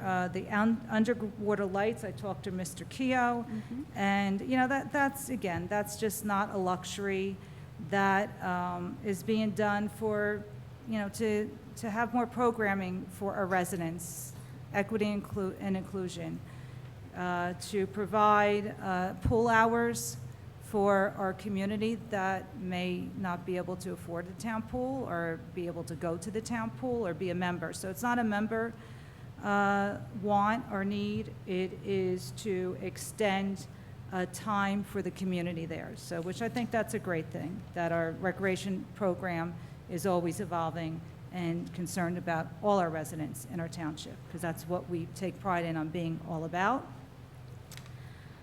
Let's see, what other things here? Downtown, we didn't talk about there's not a plan, that there were negotiations for something big to happen. And I know it gets frustrating because we can't give details out, but again, this is what negotiation is about. And when the time comes, a presentation will be made, but hopefully it'll be a game changer. And in the interim, what we are doing now in regards to planning, you see tonight an ordinance on first reading for parking spots for our storefronts that we've been working on, trying to make improvements to parking lots that are existing there. Ms. Brill, we didn't give our reports in the beginning of the meeting, but we applied last week for another grant for technical, I'm going to share this with my colleagues, technical support for from the state to help us develop a 5-year strategic plan, which is needed. So, and again, there's actions. Everyone's always invited to a Downtown Alliance meeting. And in regards to this big development that may come, we will address that to the public when it's appropriate. Unfortunately, now it is not. We have on tonight, and if we need to go into executive session for negotiations, if there's an update from the administration. And again, we look forward to trying to finalize something that will be beneficial to our downtown community. But in the meantime, we're going to do the work that's needed to move forward and to support our downtown. Hopefully, I'll be able to see many of you at our downtown 5K race in a couple weeks. Thank you, Council President. Councilwoman, thank you very much for your comments. And I did find that in my notes, and I'm sorry I didn't respond before about the pool, Resolution 242, because funds were appropriated for every 15 to 20 years. The plaster on the pool has to be removed right down to the cinder block. So that was approved. So it made sense to put the lighting in now that the plaster would be removed. So I do support that, and you're absolutely right. Our pool hours right now are from 7:30 Monday through Thursday, Friday, Saturday, and Sunday, they're till 8 o'clock. With the underwater lights, we can do community program up till 10 o'clock, swim lessons, swim meets, swim practice, volleyball games, just a lot of things, not necessarily for the members, but for the community at large. So I think that was a smart decision to put the two together to get the work done. And to be clear, this is for the design, design aspects of that. Right. This is not for the award. So this allows us to be in a position to have the option to do it later on in the year. So. Great. Sorry, Councilwoman, thank you.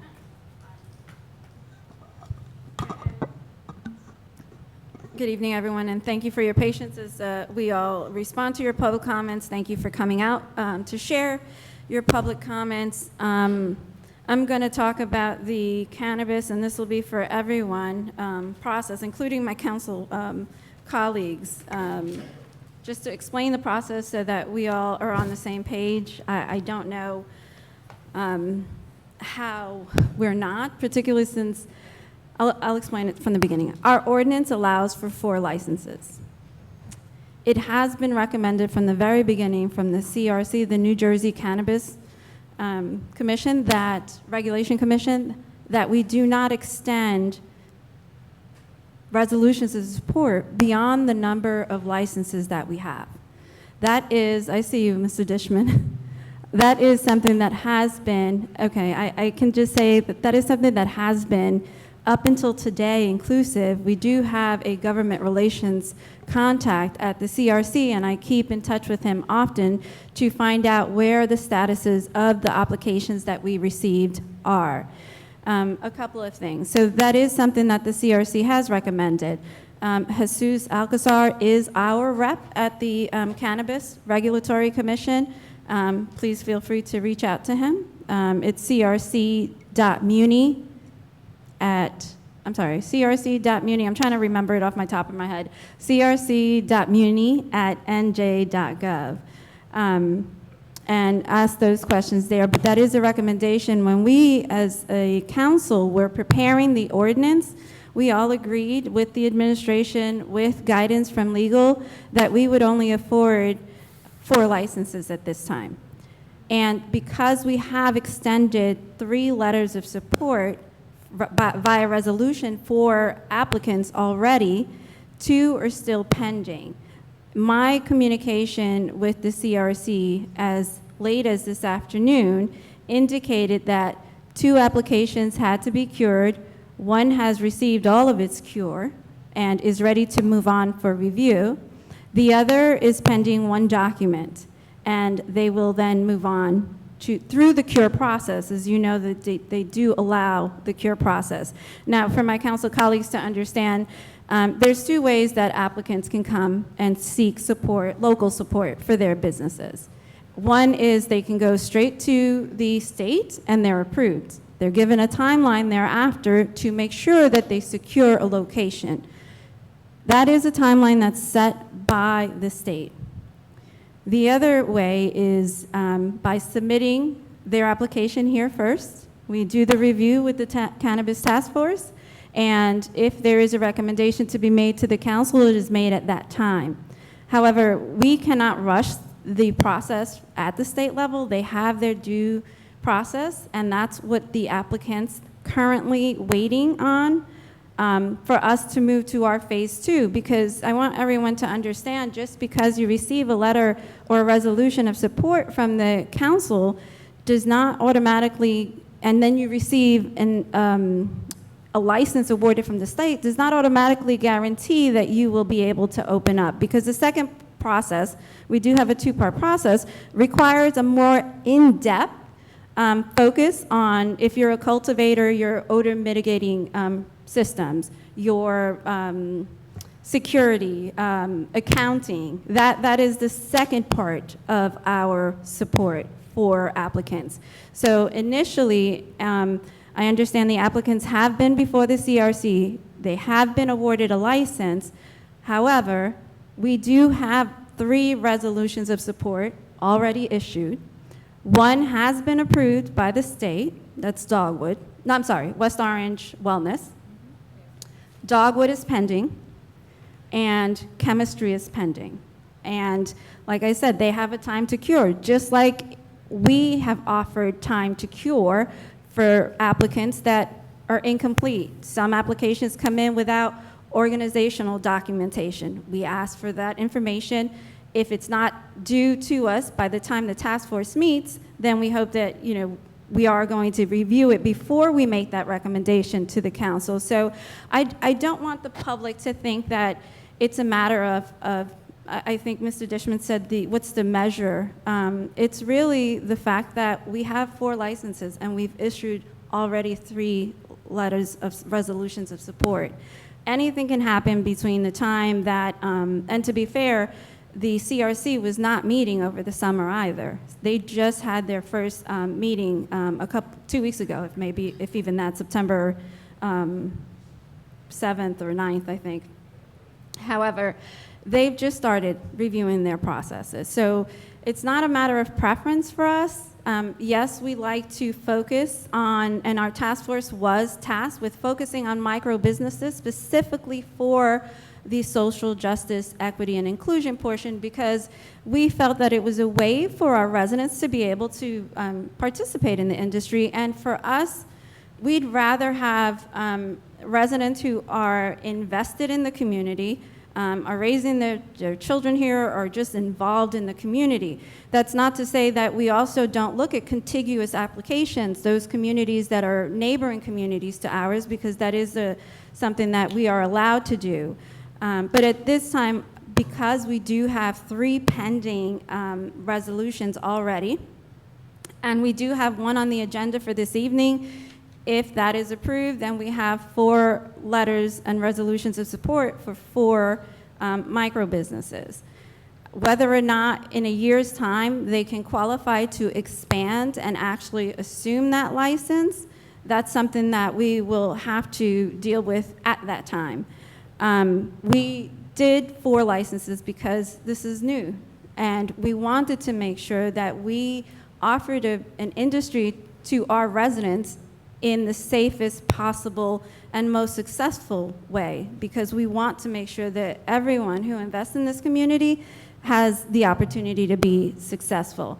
So it's not the fact that you do have your state awarded license. We have other applications that are in that same position. They have conditional licenses, and unfortunately, like I said, we do not want to overextend ourselves. And that was a recommendation from the CRC and its guidance, and guidance that we took, because we also want to make sure that this rollout is done appropriately, safely, and reasonably. The task force will be meeting again. There is a conflict, as I understand, with one of the properties, but that applicant also has the opportunity to cure with us. So I can't, as far as expectation of timeline, that's impossible for me to give you. I can't tell you that because I don't know how long the state is going to take to review those applications that the resolutions have supported. It's just really a matter of process with the state, and then the applicants being able to cure. And if they happen to come back and they have to cure a location, that's something that's acceptable to the state as well, then they have to file to the state that they've changed the location, and the state will go through that process. So it's impossible to give a timeline. And the fact that New Jersey Library has been awarded a license for several months now is because they went straight to the state, and now they're in a predicament like some others that have applied. We have other licenses that have been approved by the state and are making application here. But those resolutions, those 4 licenses are quasi-spoken for. And I say quasi-spoken for because there's also an opportunity for them to have their year worth of a business, and if it's successful and if the town council approves them to expand to an annual license, then that's one of the licenses that will be taken. It's the way that we designed our ordinance and the way that we did so with, again, guidance from CRC and guidance from legal counsel. We have not, I know Ms. Nordia Gibbs asked about the distance between locations. We did not include a distance between locations because we simply don't have the inventory in town to have to do that. And the ordinance, at the end of the day, while the task force makes a recommendation, the ordinance requires the council to support or not that recommendation. So ultimately, it is the decision of this council on the 4 ordinances, 4 licenses that were included in the ordinance. So I wish I could say something that gave you a lot more hope. I've looked at your application, and you know, of course, you're a resident. We want residents here, but we're also have to follow our ordinance, and we have 4 licenses. And if this other resolution is approved tonight, those are 4 resolutions of support. So that's how this ordinance is written, and that's how this council decided to adopt that ordinance. So until those applications have a determination, it's not something that the task force has agreed to move forward with. I wish I had something better for you, but that's our reality here. Ms. Minion, thank you so much. I know you've put in a lot of work, if she's still here, on all of the work with the library. Looking forward to the time where we can actually go into the library, the new library. I don't think that there is anything else that I am going to address, except to say that Mr. Charles will discuss the resolution 246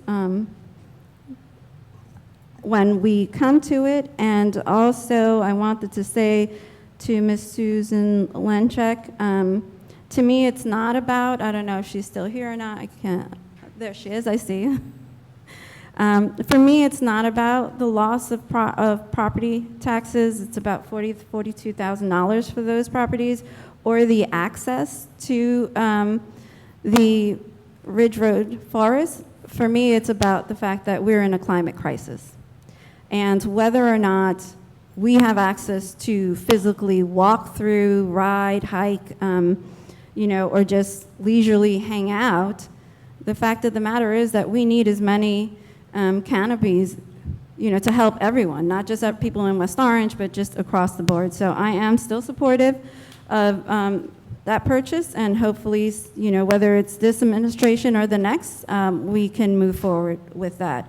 I do want to lastly just touch upon the resolution, and obviously for the pool lighting, we will, well, the study for the pool lighting to give us an estimate of what the actual cost is going to be. And I will say, one of my council colleagues is gone, but to my council colleagues, I'm going to ask you to consider the fact that this council unanimously did not adopt a capital improvement budget. And this, to me, feels like a way of going around what this council decided. And I was actually, after speaking to Mr. Gross, when I asked Mr. Gross whether or not the capital improvement budget was going to be reintroduced for the council to consider, I was told that the mayor is not going to change anything. I want to remind our council members, and I'm glad Ms. Williams walked right in, Councilwoman Williams walked right in just to hear this. I was talking about our authority and the decision that we made not to adopt the capital improvement budget. It's important for this council to be reminded that we have veto power if we either go up or down. We cannot go into this year or into this next year without a capital improvement budget. We don't have one. But putting something like this on the resolution for tonight's agenda feels to me it's a backdoor way of going ahead and approving a project that this council did not approve in the capital improvement budget. So I think that it is incumbent upon us to make sure that whether we have a special meeting to discuss this, whether we do it during new business, that we discuss how we're going to move forward, the fact that we do not have a capital improvement budget. So I am not going to be supportive of that resolution, but I want us to all consider the fact that as the governing body and fiduciaries, we have a responsibility and we have the authority to veto the mayor. If he does not want to change the capital improvement budget, we have that absolute right with a supermajority vote to do so. So I'm going to ask that you consider that. And that's it for my responses. Thank you. So, thank you, and I guess we're going to discuss it at the resolution time. Okay. Councilman Rutherford. Thank you, Council President. Thank you to all the residents and non-residents that came out tonight to express their concerns and to address the council. I'm going to take as many of them in turn as possible. I will try, for sake of time, to combine my comments on similar issues. Ms. Minion, thank you so much for your fierce advocacy for the library. That is exactly what libraries need. I have not been supportive of the library moving from Main Street. I still am not supportive of that, especially since we've now had 2 council meetings where we've been given language, if not directly told, that there won't be a satellite library on Mount Pleasant Avenue. That is concerning to me because the people that need it the most are really down here. So it's a hard vote for me on all of these things because we've been told one thing and then something else happens after we get the support. So I do want to compliment you and your entire team, the Friends of the Library Board, Mr. Cubey. You certainly do advocate fiercely for the library, and that is certainly needed. It enriches community. But I do want you to understand how difficult it is for me to support now, given how many times we have talked about leaving a satellite library down here only to find out that there won't be one. Please, okay. I think that's rude. I just think that's rude. Yeah. Thank you. Mr. Fagan, thank you again for your comments as always, and also for combining with Mr. Puglisi, the county comments. To the cannabis company representatives, there were several. I do thank you for expressing your thoughts and your concerns. I advocated for recreational cannabis for years before it was actually passed. I voted for it as a voter in West Orange. I voted for it as a councilman in West Orange so that we could have it. I am concerned about the process and how we have appeared to get out in front of our skis. There are more than enough complaints about the process to warrant concern. The comments from Ms. Gibbs regarding clarity and Mr. Dishman regarding the process were heard loud and clear. And I do think it is interesting that these businesses have a license already, or at least one of them does, and can't get a letter of support when others have a letter of support but no state license. I would like some additional clarity myself, Councilwoman Matute Brown, and please just take the note, and when I'm finished, you can respond if you so choose. I thought the restriction on licenses was with regard to not with regard to micro licenses, with every other type. And I thought in our deliberations in this body that we did not put any limitations on the number of micro businesses in town. And I don't think that that's actually a good thing, but I'm concerned that that actually may be true. And if that is true, and some of the folks here tonight are seeking a micro license, I don't understand why they would have to wait, given that they won't affect the total number of licenses that we are approving in town. I'm going to come back to that because there's several, actually I'll just stay with it. On the license,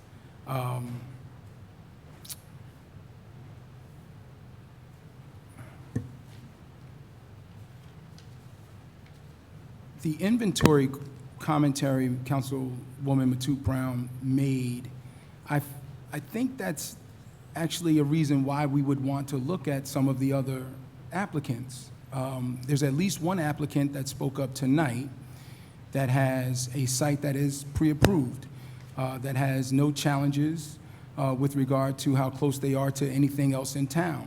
And if in fact that is the case, I don't know that that's the case, that's what's been stated, but if in fact that is the case, I would expect that that would be an easier process for us given the condition that that business is in, meaning how quickly they are able to get started. And I share that same concern with, I believe, the gentleman and lady from Library of New Jersey. I don't know the full process, but it sounds to me, based on their commentary, and I'm sure you know a lot better than I, that they are in a position to open their business quickly. And if that is the case, you know, a big part of why we've done what we've done the way we've done it is so that we could get to a place where we would generate some tax revenue, which is going to be sorely needed going forward. So I would expect that you would be able to answer those questions for us in just a moment.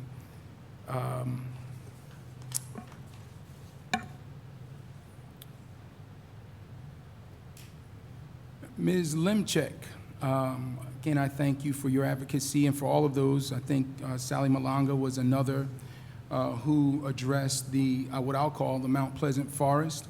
I don't share some of the same objections as my council colleagues. That doesn't mean I think they're monsters. It doesn't mean I think there's something wrong with them. We've come to a different place with regard to this particular issue.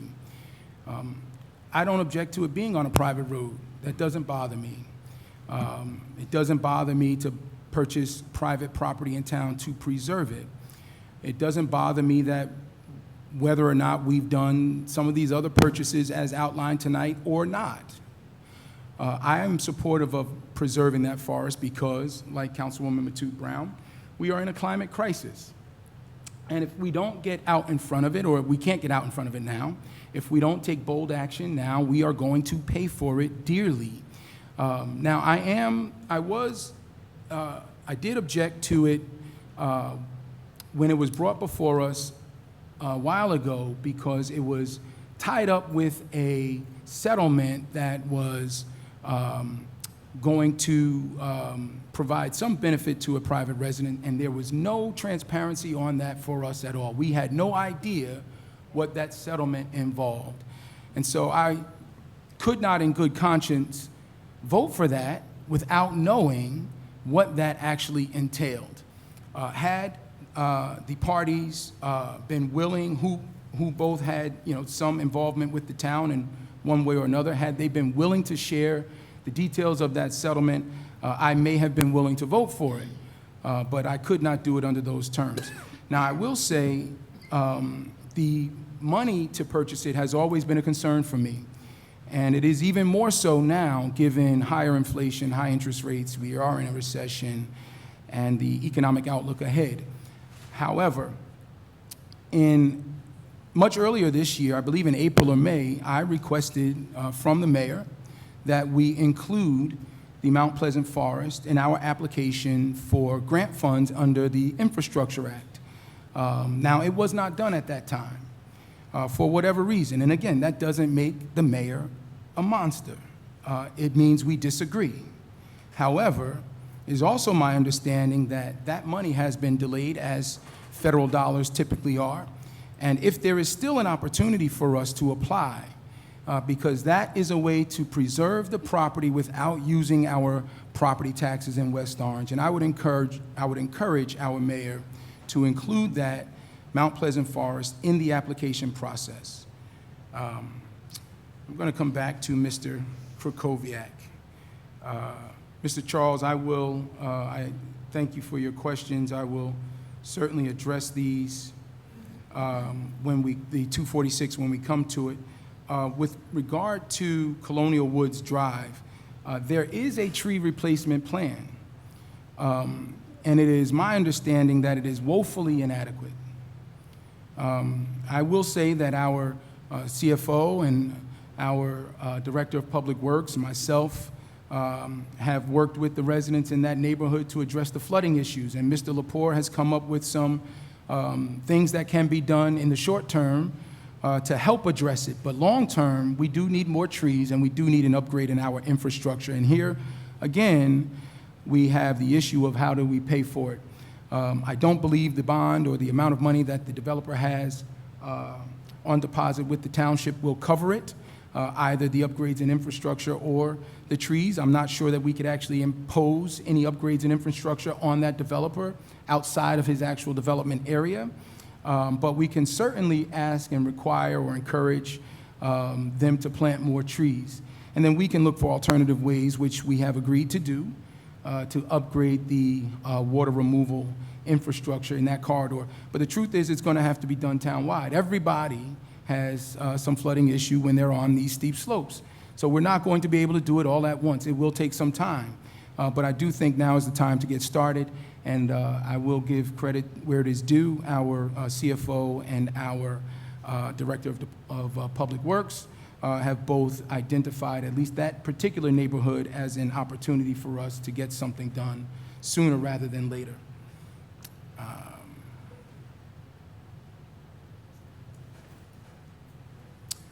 I would like Mr. Gross to address the health benefit buyout, but my specific question,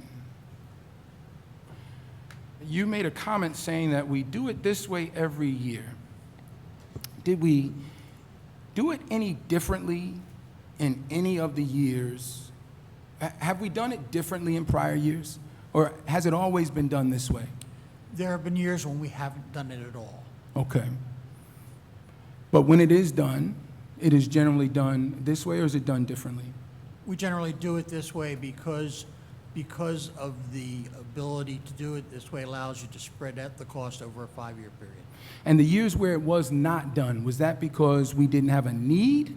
Meaning either the number of retirees was so small that we had the ability to handle the payment, or we had no retirees? Is that the reason why? Yeah, the demand was lower, and the funds that we had on hand, we were able to get through the year without going through this process. So, you know, we really, you know, we manage the funds pretty judiciously. Our estimates are usually reasonably good, but then sometimes employees fool us and decide to stay. And sometimes they fool us and decide to go. And so we have to deal with that as we come along. But those discrepancies, would they have anything to do with, as one commenter, I believe was Mr. DeBovie, said the discount rate applied to your analysis? I'm not quite sure what that was referring to in this context. You know, but you know, there are calculations that go into an employee's payout, which one might construe as a discount. Not sure that's the way I would characterize it, but you know, it is. There are factors that go into what the funds that are required for that. So. Right, but you don't apply, because when you borrow the money, your intention is to take receipt of the money so that we can pay it out as needed and then repay it over a period of time. Repay whatever it is you borrow. If the person, I didn't jump to that conclusion. I thought about that, but you know, if the person was talking about a discount rate in terms of financing costs, that doesn't really apply. That does not apply. That's where I was going with that. Thank you, sir. Let me just make sure I haven't missed anybody.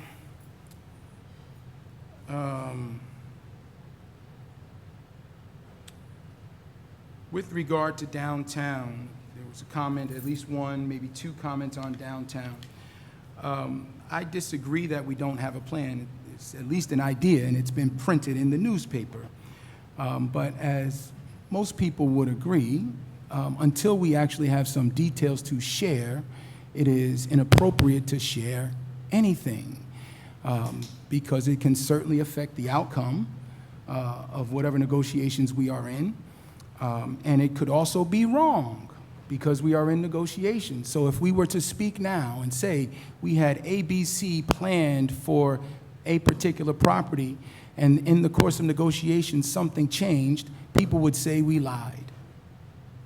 So the proper thing to do is to wait until we know, and then we will share what we can. And we've also been instructed by counsel, Mr. Trink in particular, to be very careful about speaking publicly about things that have not yet been made public.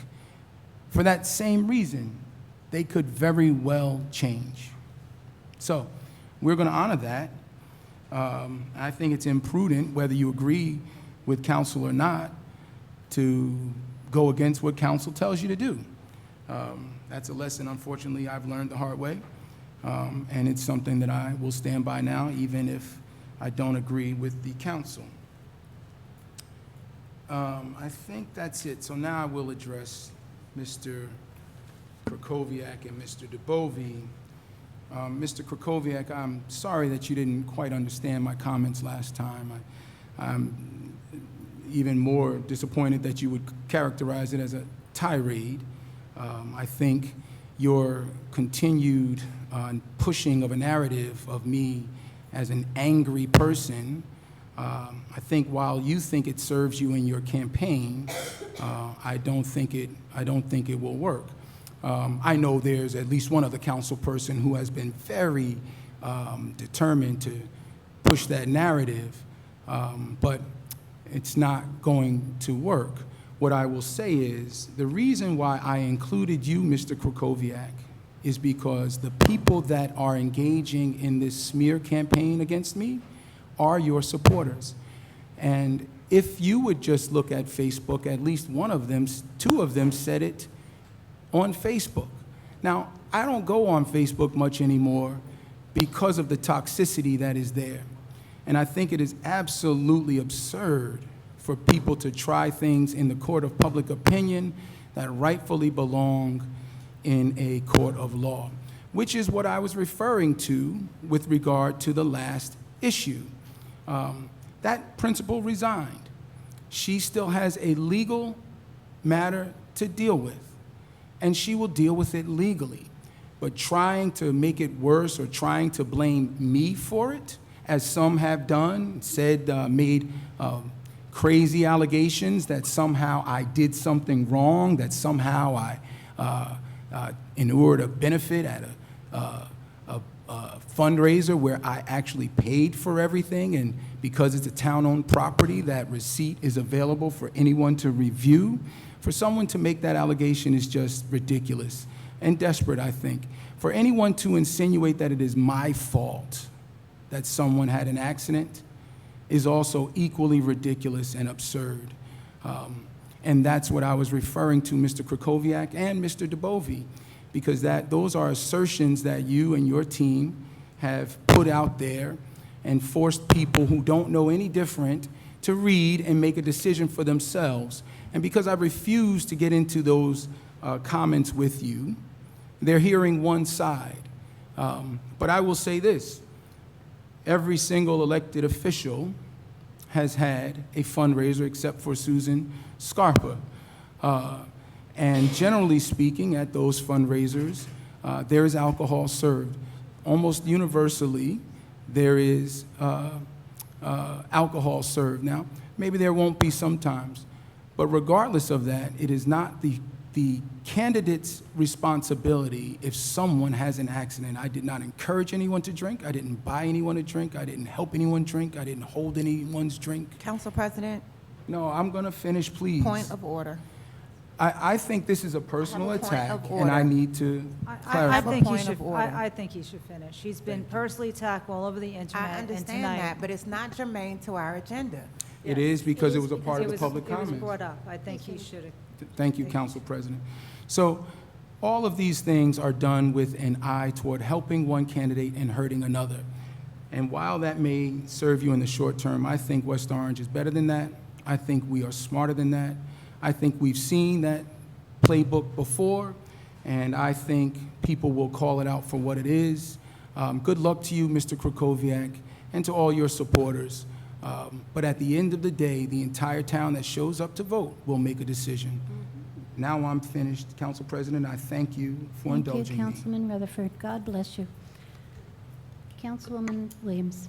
Thank you, Council President. Wow.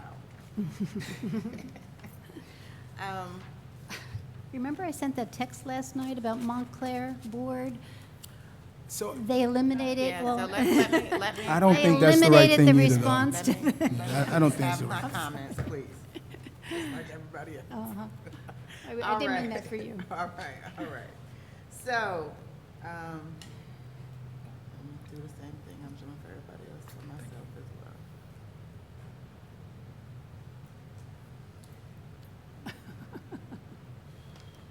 She's timing herself. Thank you very much to Marge for coming to identify, support, and update us on the resolutions that are before us this evening. Mr. Fagan, as always, thank you so much for your remarks. To those who came to speak specifically regarding cannabis and the issues, concerns, delays, frustrations, thank you so much. I will say to you, sitting in my perspective, that the explanation given by the task force chairman this evening provided much more clarity than maybe we had in the past. So understanding about the 4 licenses and then the micro licenses, again, we just need to understand whether or not the 4 licenses included micro or did not. And so once that answer is provided, then clearly we'll know where and what the direction of for the rest of those applicants. It's unfortunate that we are not able to accommodate everyone in the cannabis entity, but again, the only thing we can do is just apologize for the continued investment you have to make in order to get into this industry, and wishing each of you the best that we can, hope, support, and then if not, the West Orange Township is not able to accommodate your interests, for us to get that information to you as quickly as possible. So I'm new here, Ridge Road, Mount Pleasant, Forest, Prospect Avenue. You know, the name of the forest isn't really the issue. The concern is that we do not have adequate funds to purchase the property at this time. Again, we'll have to deal with it as more information or the threat of overdevelopment continues to be something that we have to deal with. As far as transparency is concerned, Mr. Krakowiak spoke about transparency. Mr. DeBovie spoke about transparency. Quite frankly, as far as transparency is concerned, I don't understand why there is a belief that the administration or the people who sit and represent the public would not want our residents, our community to know as much information as you possibly can. As a member of this council, we have tried to be very transparent in how we function. We've tried to be understanding to the community. As we have transitioned back to in-person meetings, there was always the opportunity for us to revert back to simply being in person. The actions that the members of this council have taken should exemplify us wanting our residents to be engaged, us trying to provide them with information. Certainly, if there is concern about how timely information gets to the public, Thursdays are when the packets come to us. Thursdays are when the information is posted, and sometimes we do know that there are late postings, but transparency is not something that the members that sit around this table do not believe in and support. As far as the Ridge Road Forest, if we have the money, we understand climate change is real. We understand some of the concerns. I've spoken to several residents, and you know, a lot of the concern is water runoff and the difficulty in traversing that area during bad weather. We have not exhausted options that may or may not include talking to the county, seeing if the road can be rerouted, widened, changed. Maybe the curve can be less of a curve. There are other options that don't necessarily mean we have to buy lot number 2 or 2 Ridge Road and 10 Ridge Road. So there are other options, and I just don't think that without us having a capital budget in place, it makes sense for us to go out and bond millions of additional dollars for something that is not absolutely a necessity today. I do disagree with some of the allegations that were made to imply that a sitting council member is only protective of land that is around her home. I just think that's irresponsible as far as a statement is concerned. We care about the entire West Orange Township. None of us are privileged, or none of us have access, and none of us are doing anything to serve ourselves or to our own benefit. So I would just ask that those type of comments just not be made, because they're just not truthful. If that's your opinion, that you're entitled to your opinion, but to come and state that for the community as a matter of fact, I just think it's irresponsible and unwarranted. Thank you. Council President, I really don't have anything else until we get to our consent agenda. Thank you. Thank you, Councilwoman Williams. Well, I do want to say a few more things, though, just not regarding that. So are we at liaison? Good. Oh, we didn't do our council liaison. We didn't do our liaison? Because before too many people sign off, there's one thing that I definitely want to say as far as West Orange, the township, and Green Ribbon Week. If you're not aware, the 19th through the 23rd is Green Ribbon Week. It's an action sponsored for youth mental health and wellness in partnership with the Grassroots Foundation, Grassroots Community Foundation, West Orange High School, and the township. There are actions that you are supposed to do every day, but the key is listening to our young people. And tomorrow is the Day of Solidarity, where we're asking all residents to wear green. And definitely take a picture of yourself in green, supporting mental health and wellness. And then I can reserve the rest of my comments to later on in the evening. But I did want to put that out there while we may have the majority of people still engaged in tonight's meeting. Thank you. Thank you. And if you recall, only a few meetings ago, Olivia Raymond from the high school did give us that presentation on the action steps that we can take. Each of So us has thank a you. shirt. There you go. And they want us to wear the shirts tomorrow and take a photo in our shirt. Thank you. Okay. Thank you. Madam Clerk. Okay.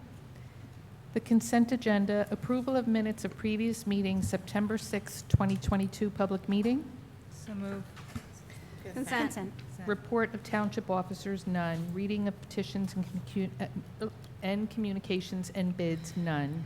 Bills, are there any questions on the bills? Consent. Resolutions, are any resolutions being pulled this evening? Thank you, Madam Clerk. So on the resolution, in vein of transparency, the first resolution that we have is from TD Bank. We have been awarded a tree planting grant, and I just... Oh, no, I'm not pulling it. I'm just giving information that this is going to happen. It's actually, the date is set. Volunteers from TD Bank are coming here. The streets that will be, where trees will be planted along the curb lines are Whittlesey Avenue, Watson Avenue, and High Street. This is on October 20th from 9 to 12. They are bringing, TD Bank is bringing volunteers. If anyone else would like to come out, as from the Arbor Day Foundation, you are welcome to attend. I was not pulling that. Let's see. Councilwoman Castellino talked about Resolution 237, about the Washington Street corridor improvement. Council President, I do have some to pull. I wanted to thank Mr. Gross and the administration on the corrective action plan. This is saying that Office of the State Comptroller has found that we have been fully compliant since 2007. Right? So congratulations on that. What was the other resolution? Items of revenue to be appropriated, $50,000 for the vaccination supplemental, and $274,000 for public health capacity. We talked about the library. Councilwoman, you talked about, Councilwoman Tu Brown, you talked about the pool. I imagine you're going to pull that. To me, it was the most logical, common sense thing to do. I was trying to stress that before, talking about that at public comment, that if we are going to have the plaster every 15 or 20 years, have the plaster. I pulled several, just so that we don't have to spend the time. Well, excuse me, Councilwoman, she's running the meeting. so I know, let's- she is let's- running the let's- meeting. let's- I let's just wanted be to let her polite. know. Let's I be am being respectful. polite, No, you're not. Councilwoman. Yes, I am. I just let her running the know meeting. that I pulled the resolution, so we can discuss it I just when wanted we to- do.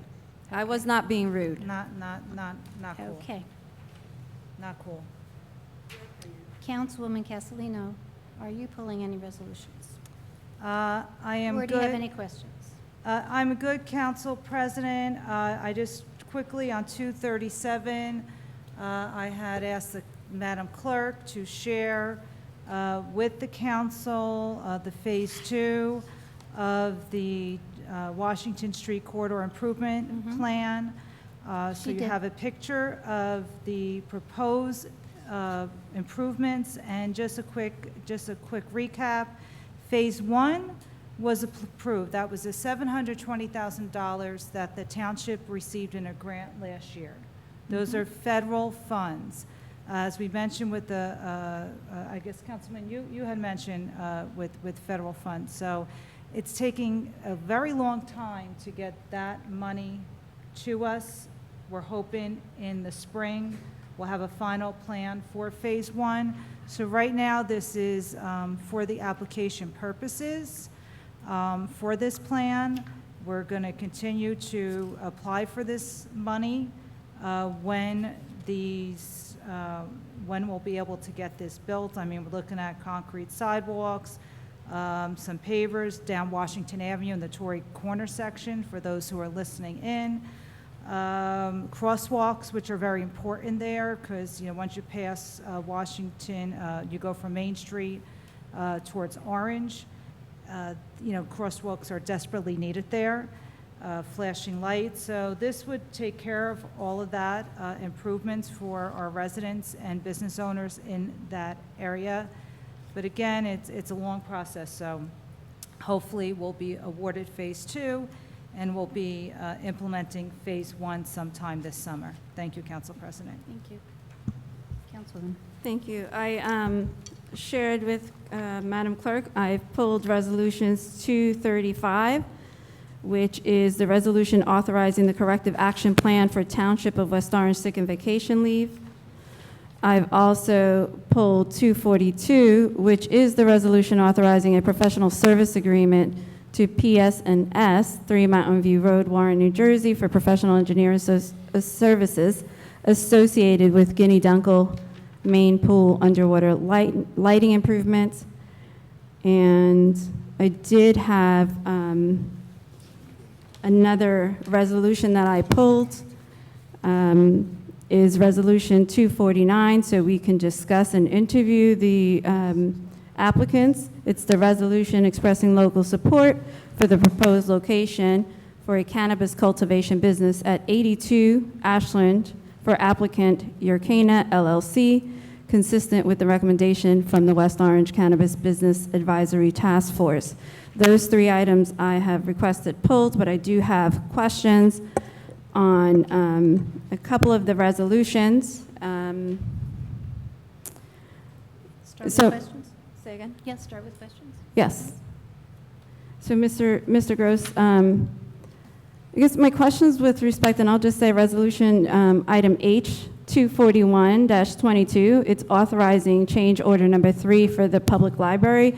Obviously, I have been supportive of moving the library, and I just want to be very clear to the public because I have heard this over and over again from people, residents who are really concerned that there is not going to be a library annex in the new, where their existing current library is. That's not what has been said, including the video that's going around. It's very theatrical, by the way. Kudos to whoever prepared it. But at the opening of that video, there's a clip of the mayor when the mayor came to the council and he made a presentation to the council. And he said it was either going to be a community center for seniors or a library annex, or both. There's nothing in that that has said that we're not going to do that. However, to expect this council or this administration to create a budget for something that is not broken, the ground hasn't even been broken, is not something that we are able to do.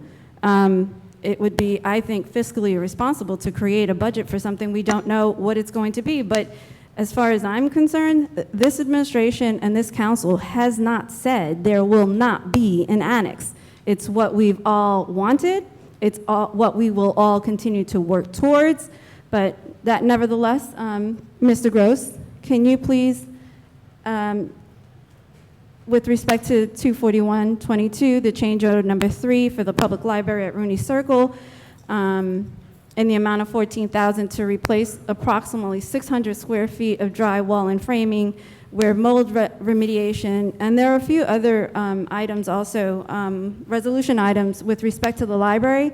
I'm wondering why this wasn't, if this was mold remediation by others occurred, why this was not included in the bid process? It wasn't discovered until we got in and started. Okay, so you started, okay. All right, that's fair. I just didn't, so a couple of the other ones are also, no, that's not the one. There was another one, it's similar to this resolution for the library, a change order number 4. Yeah. It's resolution 247 for those of you who are following along. And that resolution is in the amount of $8,245.39 for the upper level water cooler, and change order number 5 in the amount of $8,800 for the lower level water cooler. Was that also, is that something new that, I agree with the need for it. It's an unfortunate reality. You do a $6.3 million project, and you have architects and designers that design for that, and sometimes details get missed or aren't focused on. Subsequent to that, the library personnel brought up the need to have it put in, and so this is the case. I am going to talk about the fact that one of the things that I've heard from this council for years and for a long time, ever and ever, was the fact that we would be coming to the council from time to time with change orders near the end of a project, which in many cases with things already done, because you have to make these decisions in a time frame when it makes sense to actually do them, either when it's discovered or when it's the right time.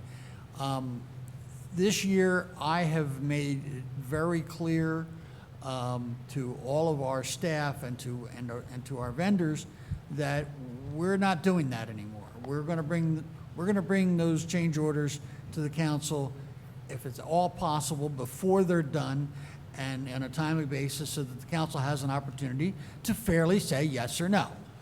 I want to tell you that that effort is done based on the concerns that we've heard from you over a period of time. And since I've been involved at this level since January 1, we've been working on that and working towards that. I also tell you that the downside of that is you're going to get a lot more change orders, because a lot of things happen in a project this size. And there's things that as good as the people are that we hire, it's a $6.3 million project. There's going to be things that just either aren't what you thought they were, or for whatever reasons maybe wasn't contemplated, or you realized at some point in time that the idea, the focus or the direction we're going needs to be changed a bit. So, you know, nobody likes change orders, but it's kind of like if you want them, like you've asked us to do them up front before we get to the end and do one change order for the whole thing after the fact. If we do that, and we are doing that, you're going to get a lot of little change orders. And that's what you're seeing here tonight, or you know, 3, and since the beginning of this project, now I think we're up to 5 change orders on it, and that's a trend that's going to continue. I just want to warn you up front, because in order for us to get them to you on a timely basis, to get them done, they're going to be smaller and more frequent. I certainly How about that, appreciate. Brett? I certainly appreciate that. I like to know what we're spending, when we're spending. And this particular change order with respect to the water fountains, the drawing is of an actual water fountain. I know you're thinking, like, what did you expect? It's a water fountain. But staying with the times and being conscious of our, you know, footprint, it would be great if we could have instead have those that refill the water bottles. My understanding that It doesn't look like that Yeah, here. I'm not sure I'm not sure, but we've had conversations about that, that these are not the typical water fountains, that these have been re-engineered for the era that we're in, the post-COVID era. But I will tell you that I do not have all the details on what that means, but the question's been asked. Yeah, absolutely. I just saw a note down here that does say install wall blocking as required for bottle filling station. So kudos to the library board for making sure that that was something that we did. Certainly supportive of that. Those are all the questions that I have, and that's it for me. Okay, Thank you. Thank you. Councilman Castellino, did you have anything to pull or questions? For the sake of time now. Councilman Rutherford. Thank you. So I'll stay on the library change orders now. I wanted to pull 241. Councilman, can you? Sorry, I wanted to pull 241, 250, and 247. And I understand your explanation and accept it, Mr. Gross. My challenge is that some of this stuff should have been known ahead of time, particularly 247 and 250. So I'm happy to discuss them when we get to it. 241,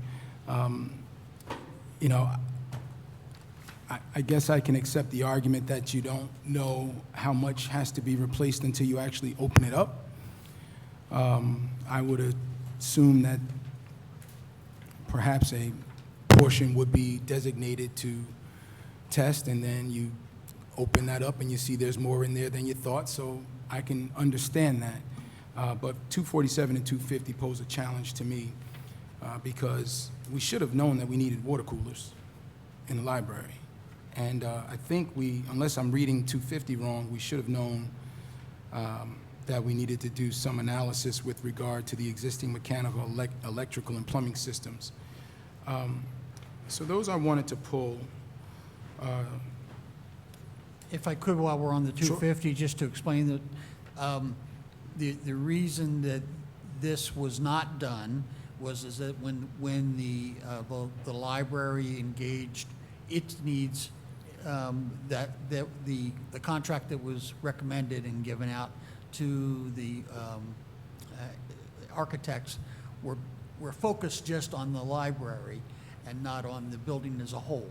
So identified that, and I insisted that we put this, get these proposals together, because we really do need to understand, and quite frankly, for a property that's worth millions of dollars, to invest $15,000 in it now just to get the rest of the building analyzed so that we now will be able to do proper planning is reasonable. It's a reasonable amount of money, and it's certainly something that we need to do. Okay, I mean, I'll take that into consideration. Thank you. I have a question on a couple of others. The others ones that I wanted to pull have already been pulled. And some of these we spoke about earlier, but with regard to 239 and 240, are these grants for work that was already performed, or is this work that's going to be done? No, these are new grants. These are a continuation of an old grant that we got. The way grant appropriations work after you adopt your budget, if you intend to spend it during the year, you have to do what's called a Chapter 159, which is an amendment to your budget. It's the only way you can amend your budget. That's what this is. We haven't spent any of this money yet. Okay. Yep, that was my question. That was the one that I didn't get to cover with you earlier. With regard to 237, I think it's important that we include in that plan, again, we are facing a climate crisis. I know concrete sidewalks are planned. So I just wanted to discuss it. I'm not voting against it, but I wanted to pull it for this moment just to discuss it. I think it's important that we use permeable materials, whether they be concrete or pavers. And I would encourage us to consider the streetscape as well. We've had some success working with the county in the past on getting some funding for that kind of stuff, or at least support for it, whether it be benches or planters. That corridor certainly could benefit from some of that as well. I appreciate the trees, and I think a little bit more in that regard will help with regard to climate change. So that's my only commentary, and I already know the answer to this, but is it too late to incorporate those kinds of ideas into the... Yeah, I don't think it's too late, and the question will come down as whether or not it's qualified, but that'll be one of the problems with federal grants is the level of bureaucracy that goes into them are huge. So it is something we would normally be looking at in this type of a project, because this is a soup to nuts project. So it's design as well as contract administration and the actual funding for the project itself. So this is definitely the type of thing where we would look at all types of things like that. Excuse me, Councilman, do you mind, I just want to answer your comment. Sure. So this came late, so you might not have seen it, because I had requested it from Mr. Lepore's office, but there's a streetscape improvement list here. You got it when you said let's it. Not enough time to read through it, but after the meeting fall, you just want to read through it, and some of those items are listed there, and I took notes as well. Yeah, the one that I really would like to incorporate are solar benches. It allows for, and that's not on there unfortunately, but it does allow for young people in particular to sit down and recharge it encourages them to actually sit somewhere and recharge their devices. It helps create community. Yeah, that's a sense of place that often we try to aim for. Again, the question will be how much of that we can actually do. But it's certainly something we will focus on. Thank you. And I think that's it for me, because some have been pulled. So that's it for me, Council President. Thank you. Thank you. I wanted to say just to your comments about meeting the criteria typically on these type of either the TPA grants or the DOT grants that come in, they are really street improvements, and that we would have to look for a beautification grant to do the type of things that you're suggesting, which are excellent suggestions, but they won't fit in this type of grant. Well, okay, thank you. Yep. I don't want to leave. Okay. Councilman Williams? It's already been pulled, thank you. Okay. Do we pull 248 right in the beginning? I think you pulled 248. Yeah. So 235, The executive 241 session, yes. Sorry, 241, 242, 247, 249, and 250. I have to abstain from 242. 242, you're going to abstain, okay. Okay, so, I have 242. That's being pulled. yeah, it is. Okay, so is there a motion to approve the consent agenda? So moved. Second. All in favor? Aye. Any opposed? The consent agenda is implemented. All right, 241. No, 230, I'm yeah, sorry. 235 was pulled by Councilwoman Matute Brown. It's a resolution authorizing corrective action plan for the Township of West Orange sick and vacation leave policies. Thank you. And for those residents who may have read an article in the newspaper about the fact that there were many municipalities, not just West Orange, who have not been in compliance with the law that changed in 2007 and 2010 regarding the sick and vacation paid leave. And so we have been required to review all of the township's policies and procedure manuals, as well as engage legal counsel to review all of the contracts. And then there should be an ordinance that makes recommendations to adopt and/or negotiate changes to such contracts. So clearly, there is a review that's going to happen. So I had a question with respect to, are we engaging outside legal counsel? Or is this the typical labor counsel that we've used in the past? First, let me talk a little bit about the Thank you. report. The report is in classic state of New Jersey style, is of 60 municipalities where they asked each municipality to basically give, forward all documentation and certain topics, this particular topic, to the Office of the Comptroller, State Comptroller, as well as what our practices were. And I reported to along with the other 59 municipalities, and in a timely basis, and we sent them all of our old contracts and our policy manuals that are in many cases going back to 2006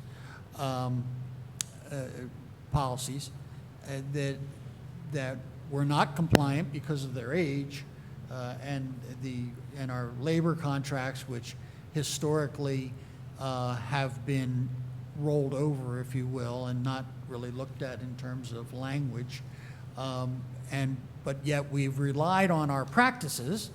And the practices that we have been in place have been compliant with the law. And we continue to be compliant with the law. And the Office of the State Comptroller, for whatever reason, did not include in any of its municipalities their current practices. They just reported on the documents that were sent. So that is the basis of this report.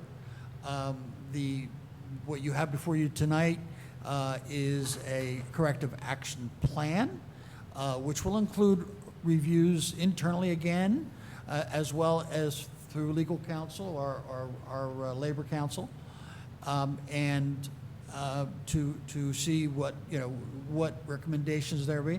The Office of the State Comptroller themselves have recommendations about what should be done. There will be recommendations to come to you based on what the administration and legal counsel feels needs to be done for your consideration sometime in the future. This will take a while to go through.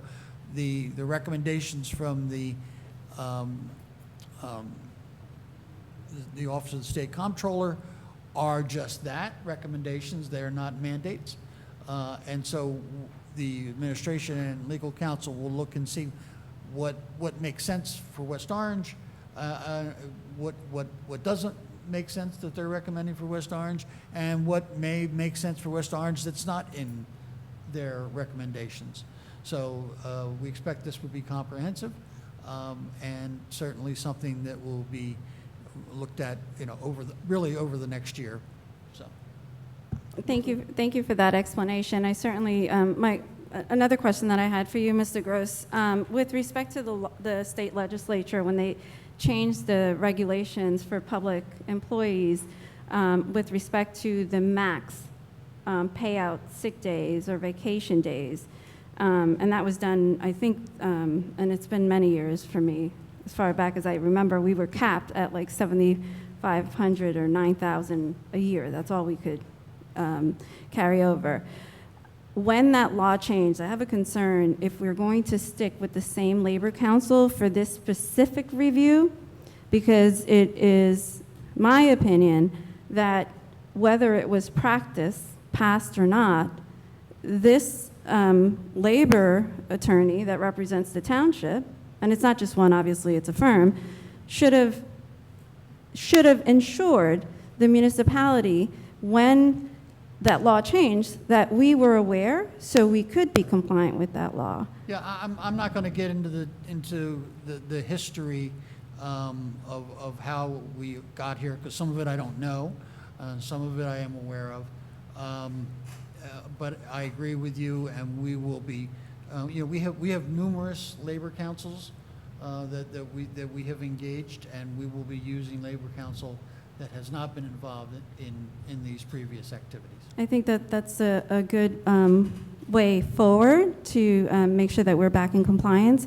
And then the other question that I had for you and consideration from my council colleagues, are the union leaders included in these conversations as we're reviewing and possibly, because it's not, slated here that you have to, you may have to reopen contracts? Without getting, well, we won't be reopening contracts, but without getting into a lot of detail, there's no doubt that there will at least have to be, there's going to be negotiations for any language change that is in a collective bargaining agreement will have to be negotiated. Now, having said that, there's the fact that we have state law behind us is certainly going to mandate there is change, and there's an agreement to change. But what that change will look like, we'll have a lot to say about what is negotiated with each unit.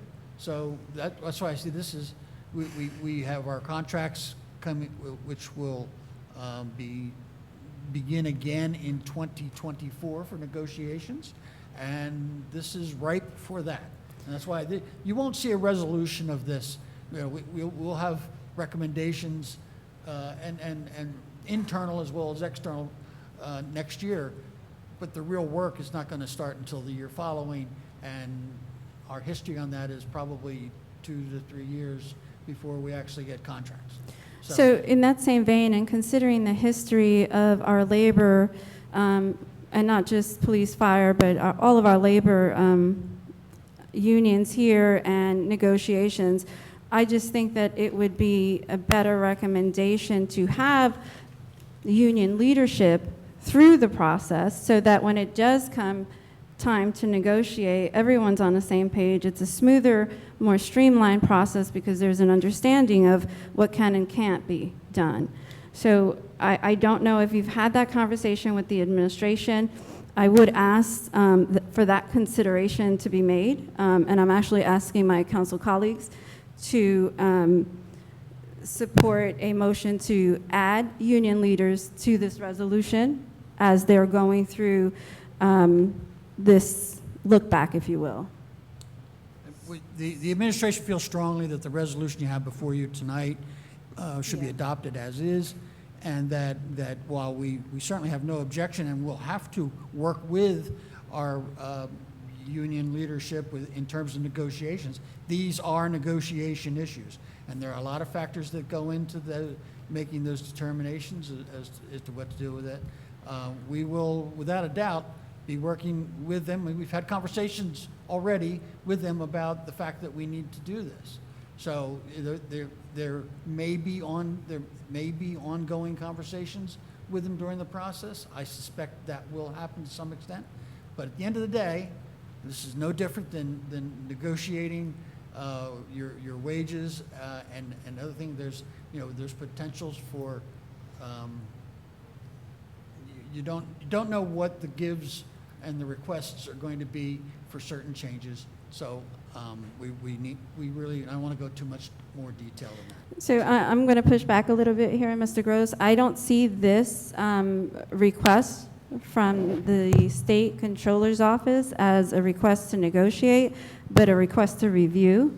policy and make changes and amendments, and I think it would just be a more streamlined process since they have been involved in negotiations and there have to be look-backs and changes made, that it would just benefit the whole process when you come to negotiations, because there's nothing being negotiated here.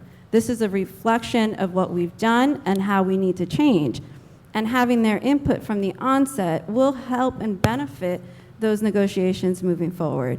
This is not a matter of negotiations. Nothing in here is a matter of negotiation. These are existing contracts. We're taking a look back and seeing how to resolve discrepancies that have been raised. So that is something that I pose to my council colleagues. We can have a discussion if you like, but I would like to make a motion that in the now be it here resolved clause, in the first, second, third sentence,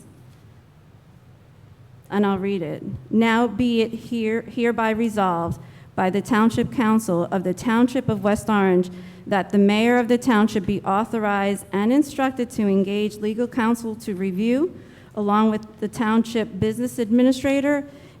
Following that, I would like to add, and union leaders, comma, all employment contracts. So what I'm looking to add here, and this is really just to enhance and benefit labor management relationships. It's a practice that is beginning to pop up throughout the state. And like I said, this is not negotiations. It's not a negotiation. So I've made a motion. If there's a second, I'd really appreciate it. If there's discussion that we'd like to have, happy to have it. I would second the motion. Can we still discuss it before we vote? Yeah, I'd like to discuss it as well. Yeah, Council President, you want to go in order, or how are you doing? Council President, if I can, Yeah.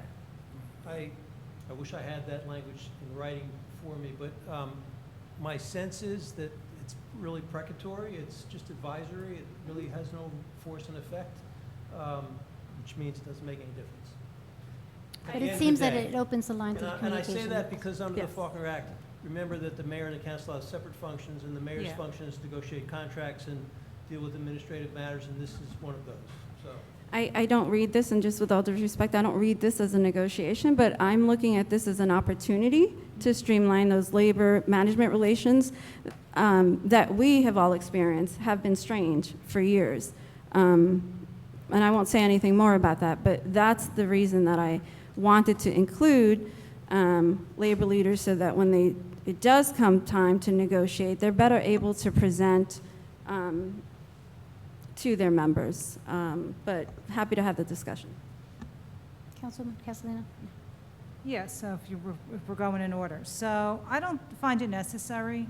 I believe since Mr. Gross took over the position in January, he's working in a different manner, bringing in our union leaders. I check in with them time to time, as I'm sure the rest of you do.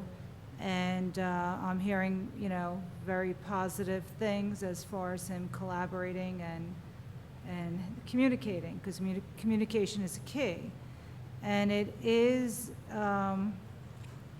it is a function of the administration. So to micromanage in this way, I don't find it necessary. And I'm just going to leave it at that. I just don't find this necessary this evening. I'm fine with the resolution the way it is. Thank you. Councilman?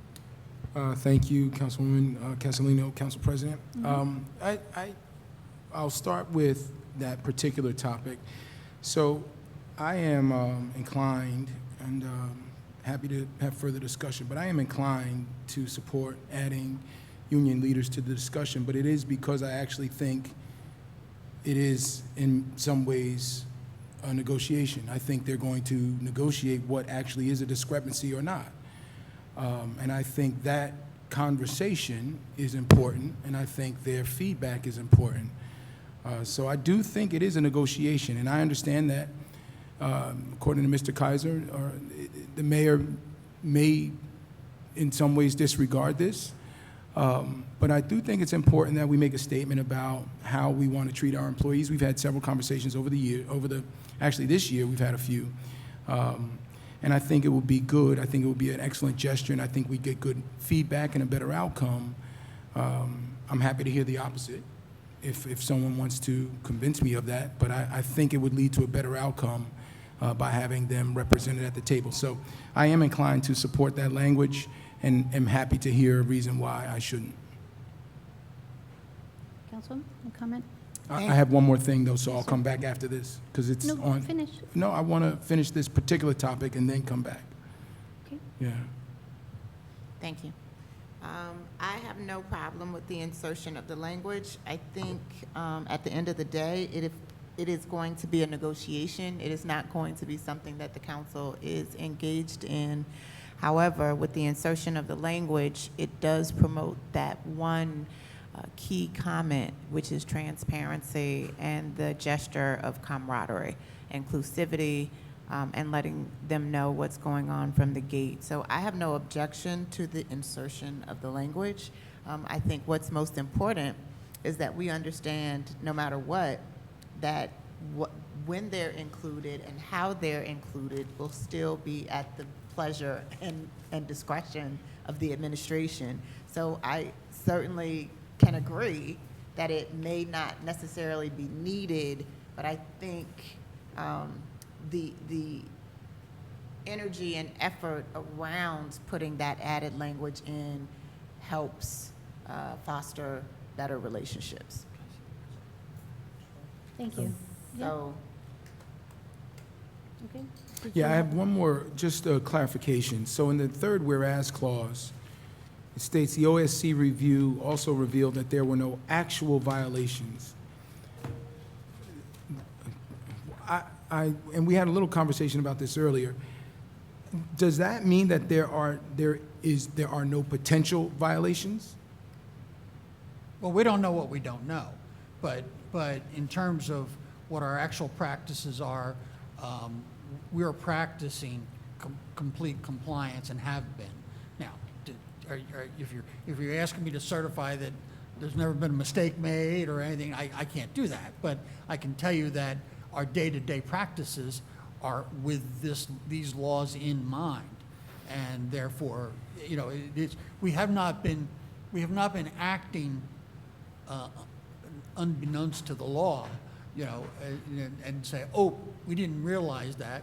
That hasn't been happening since I've been here anyway. Yeah, I accept that we had this conversation. I accept that as a response. I know that is also going to be or it could potentially be a question. So thank you for answering that.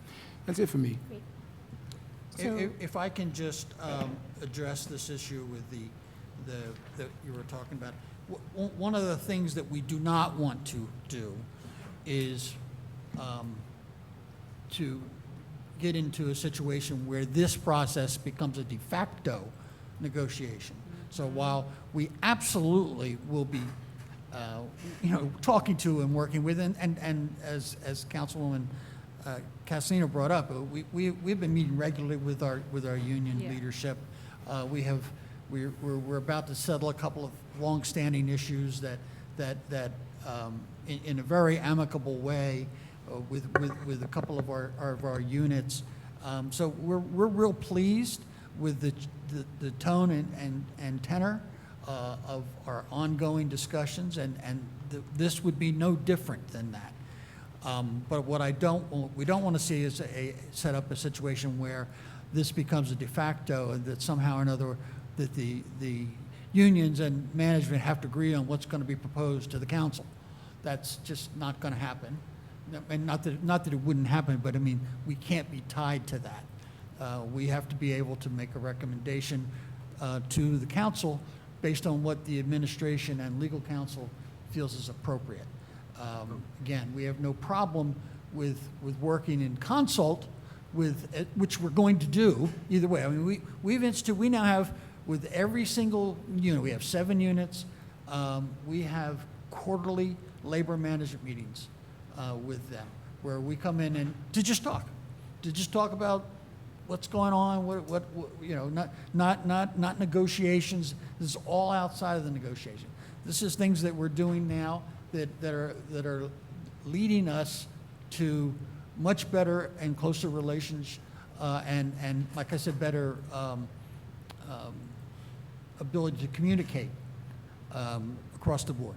So my objection to the amendment is not an objection to working in concert with the unions. It's, I just want to make sure that we don't put ourselves into a position where we have a de facto negotiation in this process, because that would not work. Council President? This is Mark Moon. I called in for the cannabis resolution, but I did prepare this resolution as well, and I think it can provide a little bit more insight as to the comptroller's report. The comptroller has actually told us specifically what we need to do, so there really isn't much of like discussion. They basically have told us what changes need to be made to both the township's employee manual and the union contracts. The only issue is they didn't tell us which contracts those changes need to be made in, so we just need to review and basically find where the update needs to be. So it's not so much as these are change in terms that are to be negotiated per se, but we just need to sort of, moving forward, ensure that language is going to be consistent with the changes that they're telling us to make.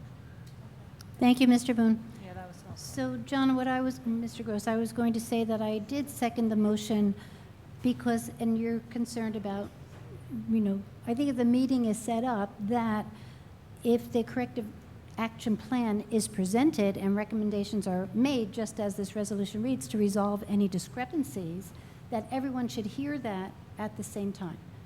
So you're opening the lines of communication so that when it does come to negotiations, everyone knows what's being presented.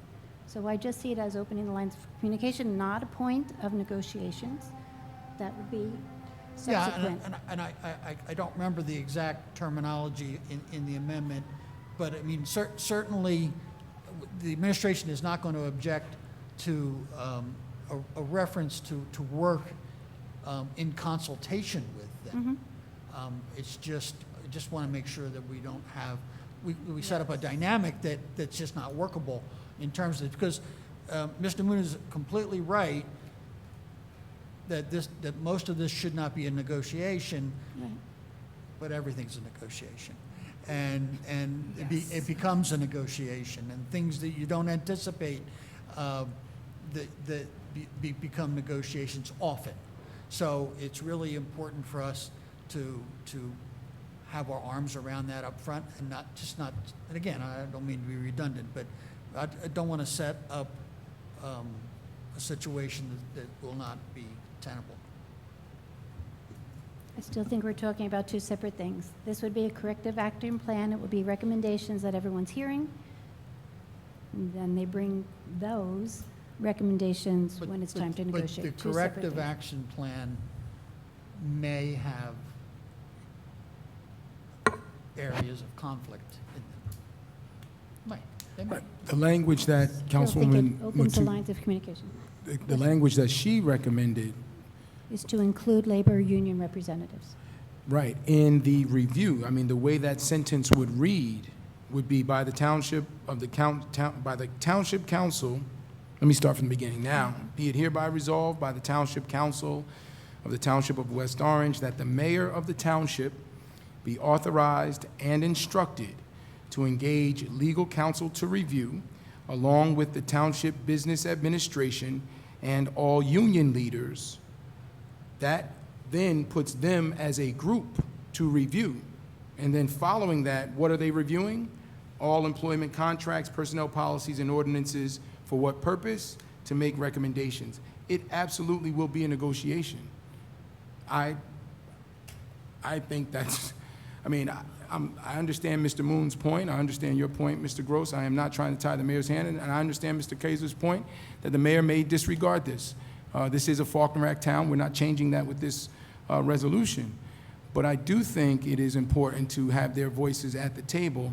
I think it will, even if it becomes a negotiation at this point, it will alleviate further negotiation down the road, or at least I would hope and expect that if everybody's acting in good faith. I disagree. And you're overthinking Councilwoman it. Williams. I think everybody's overthinking it. Yeah. Well, okay, then I'll call for the vote. Yeah, call for the vote. I call for the vote. Okay, so we have a motion on the floor to change the language. Councilwoman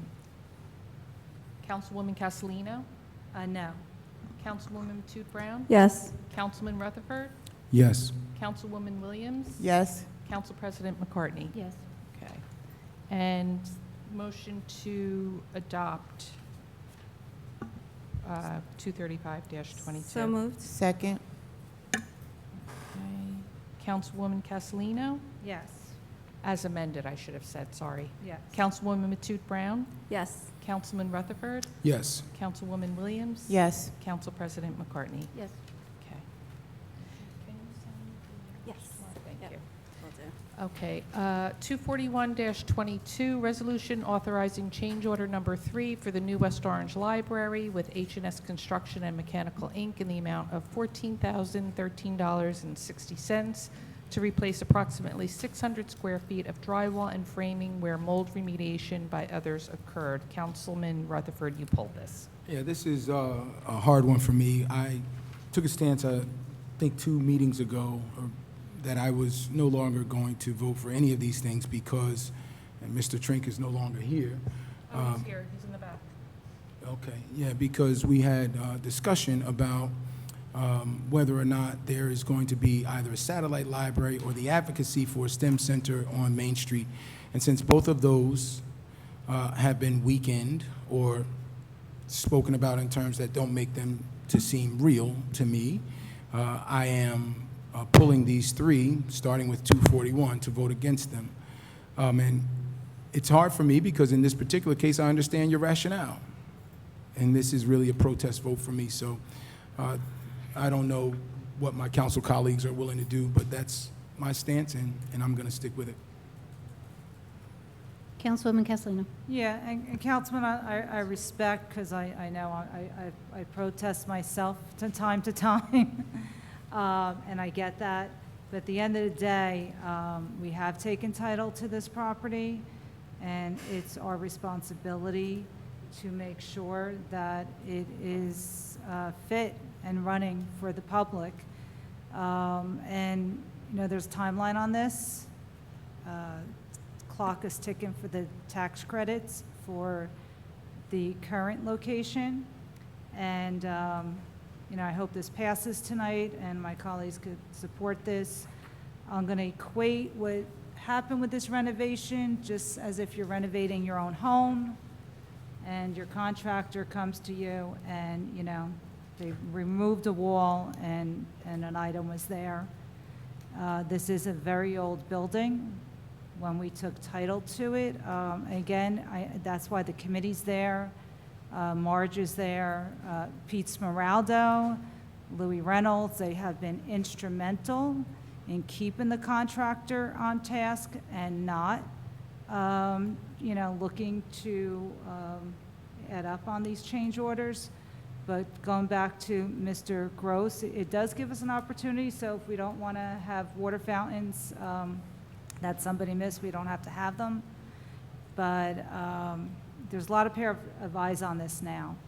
And like I said, they're doing a phenomenal job in minding the store. I know myself, I was hoping that they were going to be able to get new windows prior to construction, and that's not feasible because of delivery times.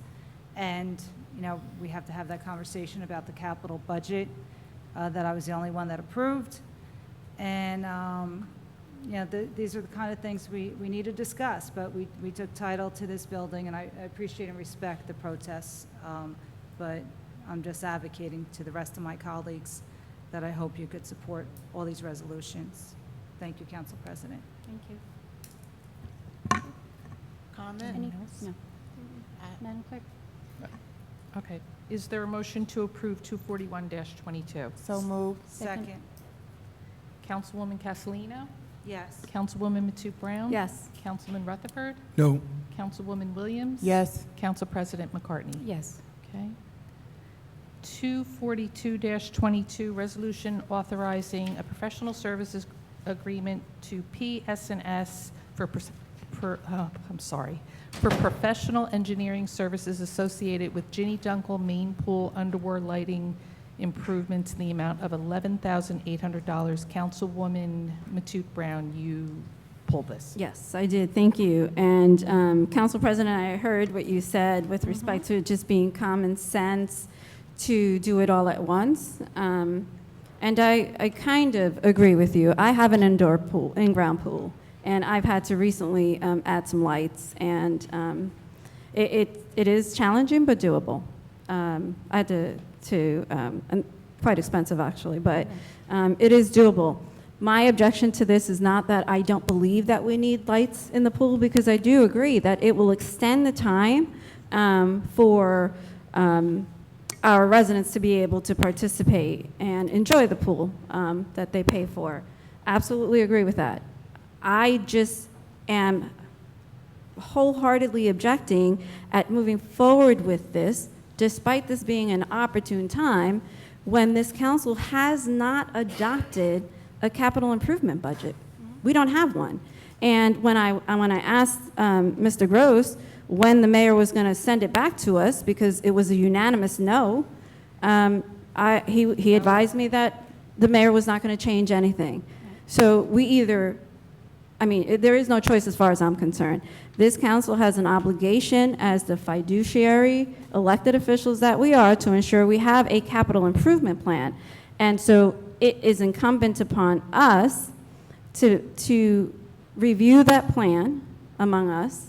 And Council President, if you can organize or create a workshop for us to do that, and we can look at the items proposed and prioritize those expenses and then move forward with this resolution. I can't support it because I feel that it is a backdoor way of getting things done that this council, the governing body and fiduciaries, it's our first responsibility, unanimously did not approve. So that's why I pulled it to vote against this, and I hope that my council colleagues understand and support that. So, thank you. I really just wanted to make the comment that, to me, this is a long-term plan. This, to me, you're talking about fiduciary responsibilities, that if the pool is going to be down to the cinder blocks, that would be the most logical and common sense time to put the lighting in at this time. So I understand we don't have a capital improvement. I did ask for a workshop. No one came up with dates. So this just makes more sense. You just explained yourself. You did it personally, and it was very expensive. If the plaster has to be removed, these are the notes I have, every 15 or 20 years, then that's just going to be an added expense if we have to go back and put the lights in. It just seems that much more logical and a long-term savings to do it now if the pool is down to its cinder blocks. So that's why I wholeheartedly disagree with the logic that you're using. Council Mr. President, Gross. may I? John was going to add something. If I could just a couple points. Number one, in terms of backdooring to the council, I think when I'm done speaking, you'll understand that there's no way that this is a backdoor to the council. In fact, to do something, to sneak something through or whatever the reference might be on that. Clearly, it's a public resolution that we put before you to consider it with the following explanation. As Council President said, if we're going to get this done for the next 15 or 20 years, we need to get it done now in order to get it in for the project that you have already authorized and funded. And we've been out to bid on that. We just received bids on that, and we are concerned about about that. We're looking at a way to award that because, as everyone knows, that we're in an inflationary period and prices have come in higher than anticipated. Having said that, we may be required to wait for you to adopt a new capital budget before we can even move forward with the pool. In the meantime, whatever those decisions are, if we don't act now to design the lighting system, which we have the funds for out of other funds that you have put aside, for our public places. If we don't act now, then we'll either be forced to wait another year to do the pool renovations, or it won't get done in this, and we'll go through another 15 to 20 years without it. So we put this before you tonight to consider a prudent way to proceed and be in a position to do what you'd like to do once the financial issues are resolved. But if you do not do this tonight, you will not have that option. You know, if a capital budget is adopted before the end of the year, you will not have the option to include lighting in next year.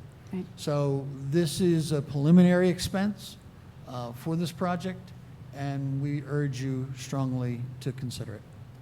Thank you, Mr. Gross. I feel like that this is a long-term savings plan and will also generate revenue with all the proposed community program, having the pool to be able to stay open till 10 o'clock.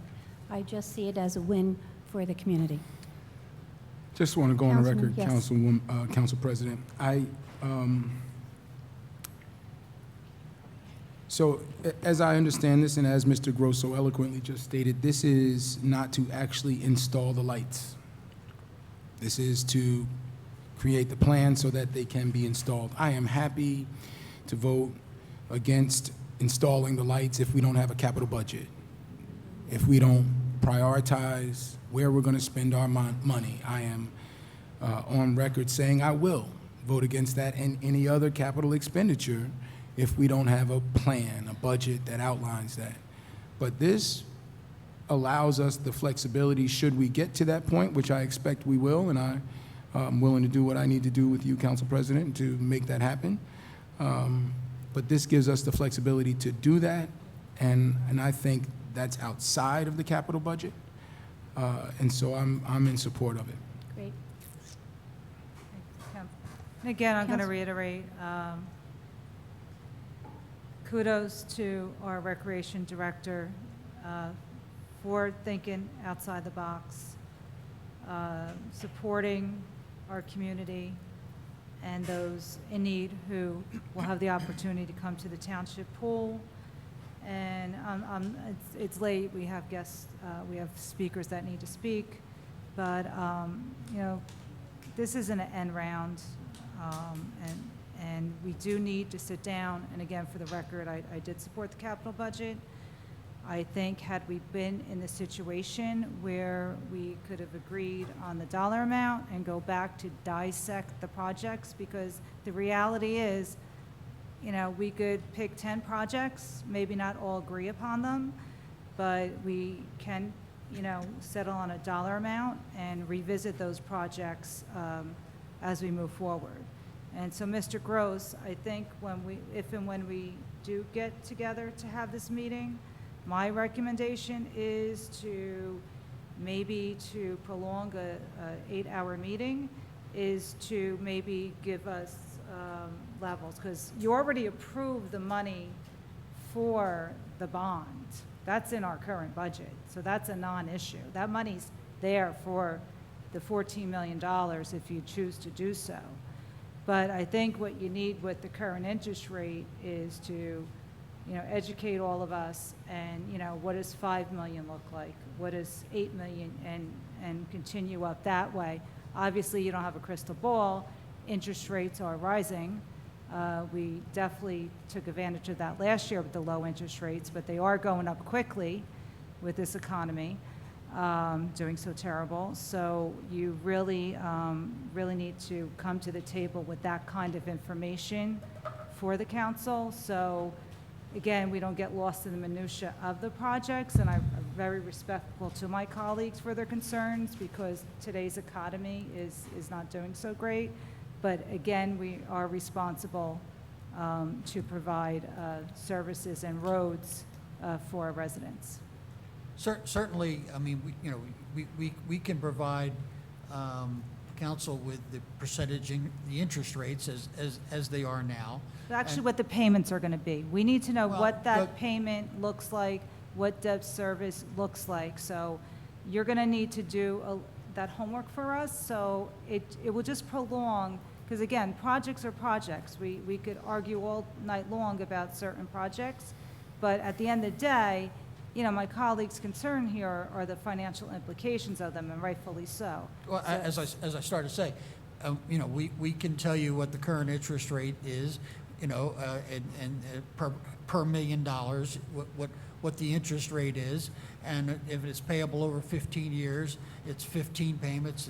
You know, we can tell you what it, and so that you can do the math, whether it's 1 million, 2 million, 10 million, 14 million, what the ultimate payments are. That's easy to provide, and certainly we can do that for you at any meeting you want that at. Okay, I don't want to prolong the conversation. We do have folks Okay, waiting on us. so I'm going to make a motion. Thank you. Make a motion to approve Resolution 242 for a professional service agreement for engineering services in the amount of $11,800. Second. Okay. Councilwoman Castellino? Yes. Councilwoman Matute Brown? No. Councilman Rutherford? Yes. Council President McCartney? Yes. Okay. Thank you. Okay.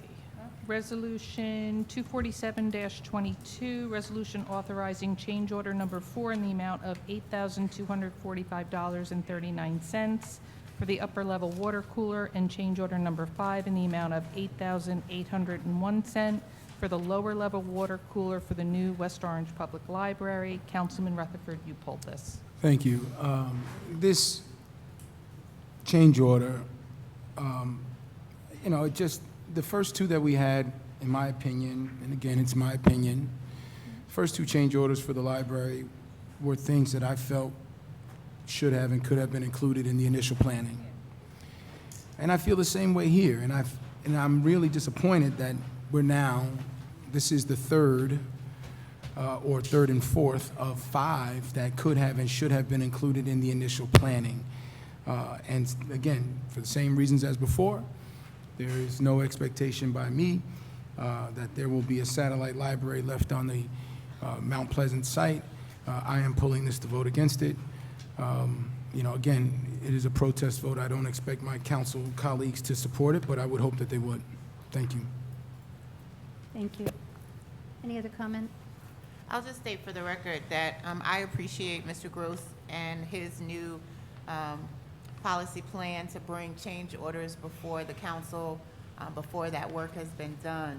I recall all too well sitting here, but in the audience, always listening to elected officials sitting around this bench complain that you're bringing us a change order and the work has already been done. So quite frankly, we're just ratifying whatever you decided you wanted to do, as opposed to us being able to deliberate and make that executive decision. So I appreciate your analogy that you provided earlier and the way you intend to move forward with bringing these change orders to us. I appreciate and I thank you for that. I also want to just say, because of my profession in real estate, I am all too familiar with having to come back and increase costs on any type of project that is being done. Again, just appreciate the advanced opportunity to make that decision. So I'm definitely supportive of these change orders and will continue to do so as long as they are reasonable and brought to us in the time that is required for us to deliberate and make those decisions. So thank you. Thank you. So I make a motion to approve Resolution 247. Second. Councilwoman Castellino? Yes. Councilwoman Matute Brown? Yes. Councilman Rutherford? No. Councilwoman Williams? Yes. Council President McCartney? Yes. Okay. Council President, Yes, if I sir. could just add, while we're on this topic, undoubtedly, I will be coming to you with a change order for something that we have done already. Oh, we understand that. We I just wanted to be clear, you know, there will be something that is of the nature that either because of cost or because of the situation. So I just didn't want to didn't want there to be any misconception. It is our target. I think so far we've hit it, and we continue to, but there will be something that comes up that we have to do. But we won't wait to the end to bring it to you. We'll bring it to Understood. you the next meeting after it happens, so that you're up to speed on it. You know, maybe you can't be at the site when we're making a decision like that because of emergency, but you're going to be in the loop very shortly thereafter. Thank you, Mr. Gross, that's fair. So we did pull the executive session. I do want to finish up with the library. We have Resolution 250 that was pulled as well. No, 240, oh, you want to Yeah, do that one that's- first? mhm. Okay, sorry. Finish it. 250-22, resolution authorizing retention of Arcari and Iavino to perform evaluation of existing systems at 10 Rooney Circle for a flat fee of $15,000. Councilman Rutherford, you pulled this. I am not going to beat a dead horse. For the same reasons earlier, I pulled this one. Thank you, Council President. Thank you, Clerk. Okay, make a move. motion to approve Resolution 250. Second. Okay, Councilwoman Castellino? Yes. Councilwoman Matute Brown? Yes. Councilman Rutherford? No. Councilwoman Williams? Yes. Council President McCartney? Yes. Okay. And 249-22, resolution expressing local support for the proposed location for a cannabis cultivation business at 82 Ashland for applicant Cana, sorry, LLC, consistent with the recommendation from the West Orange Cannabis Business Advisory Task Force. Councilwoman Matute Brown, you pulled this. Thank you. To my council colleagues, I pulled this obviously because I did not want this to just be approved on the consent agenda, because the proprietors of Urcana are here, and as the task force has made a recommendation for the council to approve a resolution and adopt a resolution in support of their application to the state. And as we've done in the past, this will be the first time we have this in person, because previously we've been virtual. But everyone is here, so if you'd like, Council President, for them to come to the podium, please come up. I'd ask that you each first introduce yourselves and your role, and then Familiar faces, yes? yes, and your role with Urcana, and provide a little bit of a history. How you started, how you got here, and then council will ask questions. Absolutely. Thank you. James Jackson, West Orange resident, 1 Ashley Road. I am the CEO of Urcana. Corey Smith, West Orange resident for the past 15 years at 36 Haggerty Drive. I'm an emergency medicine physician, been practicing for 20 years here in New Jersey. Went to Rutgers undergrad. Newark Beth Israel for residency, have done med school at Rob Wood Johnson. I am very engrossed in the state here. I'm the chief compliance officer, obviously in the world of medicine. I know a lot about compliance and working with the state. This has been an honor to work with these gentlemen here, and we appreciate your time, number one, and you supporting our business. Good evening, Demetrius Brock, West Orange resident, 2 Haggerty Drive. I have over 20 years working for consumer packaged goods companies in the finance capacity. Very experienced with managing budgets, forecasting, and thank you for this opportunity. Good evening, Kai Dawes, West Orange resident, 9 Carter Road, Chief Administrative Officer. I've been a resident here in West Orange for the past 13 years, actively in senior head of sales for a sales organization and strategic partnerships. Thank you. Thank you. Mr. Jackson, quite an impressive team. Thank you. Thank you. Go ahead. Okay, yeah, just a little bit about Urcana. So we are headquartered at 82 Ashland Avenue here in West Orange. We are a minority-owned, operated, and invested micro cultivation. A little bit about my background. So my current role, I am the Senior Director of Social Equity for Parallel, which is one of the largest private cannabis operators in the country. My role specifically is around creating opportunities for economic empowerment, specifically for Black and brown communities that have been harmed the most by the failed war on drugs. I've been in the cannabis space for almost 12 years. Prior to coming into my current role, I actually started the cannabis practice at one of the largest insurers in the global market, which is Aon. actually making equitable policies for cannabis operators to make sure that they have a solid grasp of their risk mitigation. You know, I've had the pleasure of having clients all around the country, been in more than 100 different cultivation and grow operations, and us here utilizing a lot of our experience, specifically you've heard, bringing it over to the cannabis industry, but we've also partnered with a consultant from one of the most tenured markets in Oregon, and a gentleman named Jesse Horton. So we're not guessing, we're not trying things, we're not hoping that we're going to be successful. We have somebody who we have brought to the table that has a proven track record of being a cannabis business owner for 10 years, demanding the #1 price per pound for his cannabis in that saturated market. And of course, most important, has remained compliant and never had a mark on his record. We are super excited to be in front of the council after a long wait, and obviously, you know, just really fortunate to be here. And we look forward to the opportunity to answer any and all questions that the council may have tonight to prove that we will be a viable and successful cannabis business in this town. Thank you. So when we first started this whole task force, one of my concerns has always been educating the community. Can you talk a little bit about your community outreach? And, you know, I think of, we just had the Nikhil Badlani Foundation, if you know that they have had passed legislation for, this is safe driving and traffic safety, pedestrian safety. They have contributed simulator machines at the high school for the students to use impaired driving, what it would be like under the influence.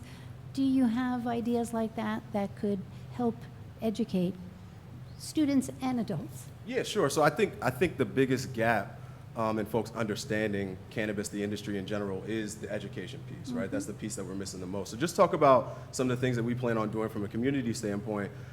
So we are going to launch a community education program. Now, that's specifically what we will do is we have a minimum number of at least five residents that we will pay for and put through our cannabis certification cultivation courses. Now that will be a hybrid model of both online training as well as in-person training that I will conduct hands-on with our director of cultivation. So not just sticking people in front of a computer, but allowing them to get the baseline from the certification that we're working with. It's called Green Flower. It's one of the most respected education and certification systems in the country. What we then plan on being able to do is put people actually in the field, actually in our cultivation, to see hands-on. How do you make cuttings? How do you transport to pots? How do you start the vegetative process to then move to the flowering process, and really teach people how they can get in on the cultivation angle, specifically here in West Orange. Now, we are a micro business, meaning we can't have more than 10 employees, at least for our first year of being in business. So we may not have a spot for those West Orange residents right then and there when they finish, but utilizing my network and being in the industry for as long as I have, and knowing operators that are going to be licensed all around the country, I will use my personal network to get them jobs in different towns and different places if we don't have a specific position for them. Another thing that we're going to be doing is we're going to be hosting like quarterly, call it quarterly get-togethers, titled Getting to Know Your Cannabis Operators. So of course, being as collaborative as possible, bringing together all the other licenses who have been fortunate enough to get a license here in West Orange, and really just giving our public the opportunity to vent and ask any questions or voice any concerns that they may have. And I think the biggest thing of that is really fighting against the stigma, is talking about the medical properties of cannabis. Like, if people really have to realize, cannabis started in New Jersey with the Jay Cohen law, right? That specifically touches me because I have a daughter who has autism and epilepsy and has been a cannabis patient for 17 months and has not had a seizure in 17 months because of being a cannabis patient, right? So this is more than just an opportunity for us. For me, it's passion. It's what I live. It's what I do because, my 9-year-old daughter, I'm sorry, she's 10 now, a 10-year-old daughter is a cannabis patient. So just the quarterly trainings, and then in addition, we will be giving, in addition to our excise tax, we will be giving 0.5% of our revenue per year we'll be creating a fund that we will work with the council on to find best practices and best ways for folks in the community organizations that need those funds most. So you've made it this far. You haven't been through the planning process yet, but can you talk about what you would do to mitigate the sound and smell, anything related to the cultivation center? Yeah, absolutely. So sound is not as much of an issue. I mean, from a cultivation standpoint, we have a much smaller sound footprint than your normal manufacturing business, so to say. Like a greenhouse. From an odor mitigation standpoint, essentially what we'll be doing is called molecular sanitizing, or also known as carbon scrubbing, right? Essentially, we will have an intake and a fan system that will be sucking in the odors of, obviously, that we don't want out to the public, scrubbing that odor, and then kicking out that sanitized odor, right? What we will also have is AC splits above each of our entrances, right? So that when a door is open, it will be blowing air to keep the air and the smell from getting out, but rather containing it inside of the location. And I think the main thing when you talk about odor mitigation is you have to really make sure that in the design of your facility, you have a sealed facility, right? There's no holes, there's no gaps, there's no area water can get in, smell can get out. And from a security standpoint, we have electric lock doors that would have to be buzzed in order for people to even be able to gain access. Thank you, thank you. Anyone have any questions for this team? Councilwoman Castellino. Thank you, gentlemen, for coming down tonight. And my apologies, I was available last Tuesday, but not Thursday when you interviewed with the task force. So just my colleagues know I didn't have a chance to ask my questions there. But I did read up on you, very impressed with your organization, very happy that you're all residents, happy that it is cultivation because, and to question one of our applicants earlier in the evening, you know, when you're cultivation, the revenue numbers are much higher than retail. And so I appreciate that as well. The only drawback I had, and again, you could talk me through this, and I'm disappointed I couldn't make that meeting.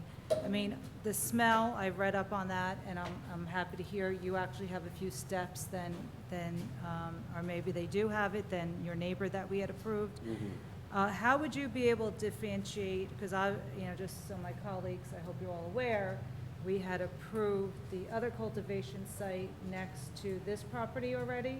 So how far away? Because I drove the street. Are you going to be directly next door to each other? So yeah, the best way to describe, and just to paint a picture for everybody, if you're on Ashland, so you're speaking of the Ench building, which is 76 Ashland. If you venture down the street a little bit, there's 78 Ashland, which is the deli that is currently there. Come down a little bit further, there's a residential home, which is 80. 82 is our property, which is actually probably about close to 400 feet off of the street of Ashland. It's back in that lot, correct. Okay, so we are not directly connected to them, and we do have plans, and in our security plan and in our drawings, we are going to be building, of course, a privacy fence, obviously going through the right channels to make sure that that's okay with zoning. But we will not have the same entrance, nor will they have access to any of our properties. So is that residential property staying? Is that part of your property? So currently the business that is there at 82 Ashland is a hauling company. Yeah. So it has huge trucks. Really, it's a really dirty type of business, right? And from my understanding, those trucks do come in and out. With us, we don't have any 18-wheelers. There's no delivery. There's no huge deliveries. The most, and I talked to the Cannabis Task Force about this, the type of vehicle that we would be having, the biggest would be a Mercedes-sized Sprinter that would be secure drop-off, coming and picking up things that we would need. So from a standpoint of the quality of life for those neighbors that are there now, they're going to see a big improvement from the amount of traffic they're used to seeing versus the amount of traffic they will see when we become the leasee there. Okay, because one of my concerns and promises made with the other applicant was they were going to utilize their driveway that came off of Park Avenue, because my concern was you do have a residential apartment building across the street from you, a lot of children hopping on the school bus, so if approval is given, I was asking that it be mandatory, that you be mindful, find out when the bus times are, there wouldn't be any traffic during those times. Of course. And whatnot. And I have 3 kids here in the school district. I'm very aware, and obviously that's kind of right around the area I live in. I live in Llewellyn Park, so it's literally out of my front gate. And we do have, with the assistance of our landlord, have meetings coming up with those neighbors just to make sure that we do have an active conversation going. Part of our security plan is that our security officer is gonna meet all of the surrounding neighbors and make sure he or she, they have their direct cell phone number so that if there is anything coming up or there is ever any concerns from the neighbors, we deal with it directly. Okay, because those were my major concerns, were the neighbors right there. Mhm. We had approved the one, I was a little hesitant about the first one, you know, and I know cultivation facilities yeah. being near each other really has If it nothing was to do with retail, it'd be anything. absolute, Yeah, I yeah, mean, if for you me. look at a number of different states, they tend to put cultivation manufacturing facilities within the same vicinity and jurisdiction. So what hours would you be operating? So technically, we're a 24-hour business, meaning our business, we're always cultivating cannabis. Now, there wouldn't be people in and out. A lot of the way that we grow and cultivate is on timers. We'd be able to view a lot of those things. So really, from a standpoint, you would say normal working hours. We wouldn't have people coming to and fro during late night. We would schedule our drop-offs, even trash collection and pickup around normal working hours. Okay. All right, thank you very much. Yep. Thank you. Mr. Jackson, if you can, I'm so sorry. Can you just talk about when we talked about, obviously not this year, but in the coming years, the following year, the conversations you've had with the landowner to be able to place solar panels so that we can, you know, still maintain, you know, reduce our carbon footprint. Can you speak to that? Sure. I think we're taking a number of different measures. One is that, you know, we've done the research and we do have plans to put solar panels on our roof to be able to at least take by year 2 at least 30% of our overall power that we're utilizing and utilize it through solar power. Another thing that we're doing is with our watering process, our process of watering our plants, we're using water reclamation, meaning we're going to be reclaiming a lot of the water from our humidifying system, our AC unit, putting that through reverse osmosis to filter that, to be able to then reuse a lot of the water that we use inside our facility to keep from having and lessening our carbon footprint. Another way that we actually are going to heat and cool the air, a lot of people, you know, and this is getting close to giving away a little intellectual property, so I want to be careful with talking about our design too much. But we utilize essentially plastic vents that can be taken up and down that we can clean, and also allows a lot more airflow in the room. A lot of cultivations, you see a million different fans. We don't have to do that because of the open air process that we're utilizing. We don't have to direct our air in the same way because we are using those fabric vents that have holes and allow the air to kind of circulate throughout the facility. So those are specifically some things that we're doing to lessen our carbon footprint. So, Mr. Jackson, be sure when you do get through the planning process that you look at the sustainability checklist Sure. from our master plan and list all of those things that you're proposing. Absolutely. So we can get credit. And that. We will do so. We will make sure to do Full that. disclosure, so we can get credit. Council President, Yes, sir. I just would like you to elaborate a little bit without giving away any secrets that might make you vulnerable with regard to drop-offs or deliveries, pickups of the product. How can we, or how have you addressed the security concerns around that? Right. So our drop-offs and pickups, and when you say drop-offs, the only thing that we would ever be getting dropped off to our facility would be possible like nutrients, different pots, maybe some soil, but we would never be getting actual cannabis dropped off to us. We would only be shipping cannabis out. So from that perspective, No seeds? Say it again. Seeds? No seeds? So this is a very up in the air process. The CRC hasn't fully put out how exactly we will go through a process of getting our genetics or what that process looks like, whether it's through clone or through seeds. It is now legal in the United States to put seeds in the mail. It has been found that they do not have actual THC in them. But we will do whatever is done to stay in compliance with what the state of New Jersey has mapped out, which they haven't gotten into too far detail with. But secure transport and pickup is the answer to your question.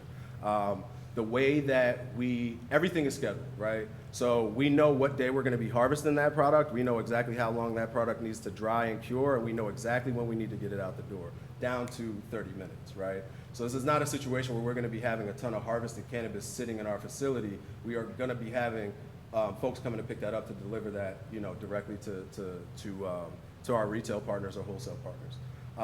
From a standpoint of when there is actually cannabis in the facility, it will be locked away in a safe that's bolted into the ground. That has to be done Mr. Jackson, I'm going to ask you to not go into specific detail about security measures. Got it. All right. Obviously, Too these far are into not security. something. Yeah.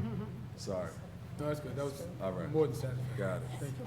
Thank you, Mr. Moon. I should have just reminded the council colleagues that Mr. Moon is here. He's joined us. Obviously, he sits with us. I know it's the voice of God, Mark. I didn't know where it was coming from. Thanks, Mark. Thank you. I appreciate it. Mark guides us through the processes, sits in on the interviews. Mark, if you have anything to add, please go ahead.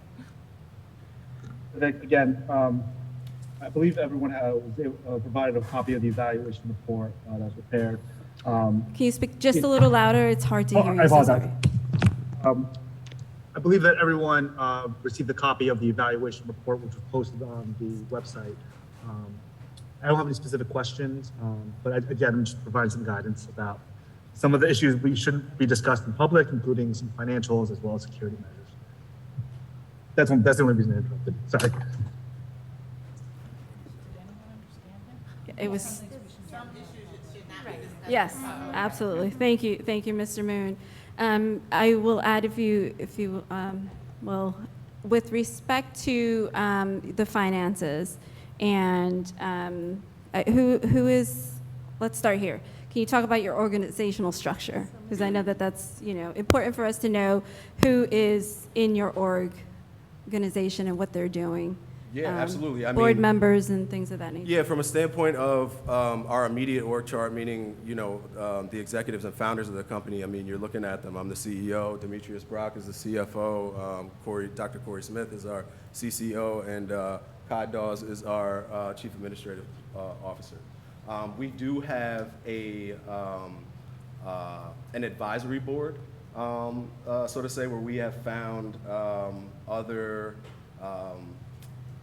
Very well qualified individuals to advise us in certain areas in which we feel that we could need more help. So for example, a gentleman by the name of Sean Baptiste, he's currently the current CHRO of St. Barnabas Healthcare, obviously headquartered here in West Orange. Another gentleman by the name of Shaka Ramsey, tons of cannabis experience, has run wholesale in 4 or 5 of the top largest cannabis firms in the Massachusetts market. Another gentleman by the name of Dr. Duclis Charles. He is currently the head pharmacist for the New York license of Curaleaf. Curaleaf is currently the largest cannabis operator in the country. So again, we didn't just stop from a standpoint of myself and our founders making sure we found qualified individuals. We also went and found other individuals who have been wildly successful in their own careers that could even plug further gaps that we may not be able to see as we come down the pike, build out, and become a profitable company. Oh, yes, and from an accounting standpoint, we've brought in Centrum & Cooperman, so they're headquartered, I believe, in West Orange as well. They are one of the first, I think, accounting firms to do a really good job here in the state of New Jersey, helped a lot of folks in the first few medical rounds, and our attorney is Hiller PC. Specifically, one of our main attorneys is Jessica Gonzalez, who's one of the best intellectual property attorneys in the country around cannabis, and herself has been a huge advocate in the state of New Jersey, making sure that Black and brown folks have the same or similar opportunity here in the New Jersey cannabis market. Thank you. I don't have any other questions unless my council colleagues do. I don't have any additional questions. I just wanted to say thank you for your patience. We appreciate it. We know that the process has been somewhat challenging and frustrating and unclear, not because of things that we may or may not have done. I think we're all learning on the job. Absolutely. So again, just wanted to say thank you. Thank you. All right, so I'm going to make a motion to approve Resolution 249. Second. Okay. Councilwoman Castellino? Yes. Councilwoman Matute Brown? Yes. Councilman Rutherford? Yes. Councilwoman Williams? Yes. Council President McCartney? Yes. There you go. Congratulations, gentlemen. And also just have to say thank you for investing in our community because you're our neighbors, and really happy to also see, and I'm just going to say this, happy to see Llewellyn Park start coming out to be part of the community. It's very important. I like to see that. So congratulations, and Mark will have the resolution to you signed shortly so that you can proceed with the process, and obviously you'll keep us posted as you're going through the process. But congratulations, good luck, and look forward to continued partnership with you all. Thank you. Thank you. I just have a question. Thank you. I just have a question. Oh, you did? Yeah, not to them. Actually, the task force, if I can. Council President, I just have a question. You won't let them finish?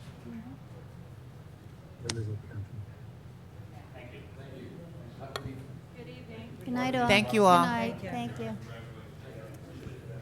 So, Council President, I have a question, if I may, for Yes. the task force chairwoman. Just wanted to have clarified for myself as well as the public. Okay, so we have 3 resolutions of support that we have issued for micro businesses or for, No. please Well, clarify. no, Peace of Mind is a micro businesses. Yeah, so they are. So to answer your question, when we initially created the ordinance, we did say 4 licenses, right? And those excluded micro businesses.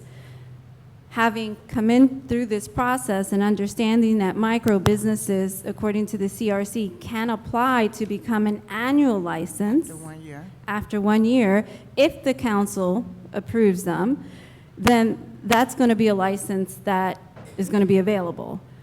So the licenses right now, except for West Orange Wellness, I believe they're not a micro. They're a full annual license, so that license has been spoken for. They've been There's approved 2. by the state. I think Dogwood also. There's 2 Dogwood. there's two non-micro businesses that count towards the 4. There's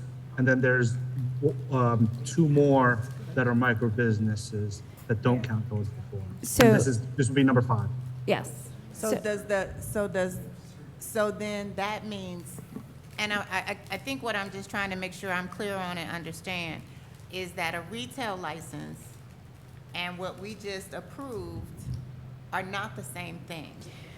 So, Or are they? So they're micro businesses. Okay.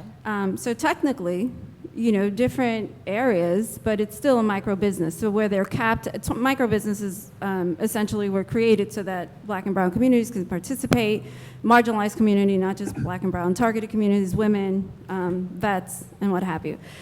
But they all have the ability to be able to expand in that 1 year. So the difference between the micro and the annual is the fact that they can only have 2,500 square feet of operation, no matter if they're a cultivator or a retailer. Okay. 2,500 square feet, 10 employees max.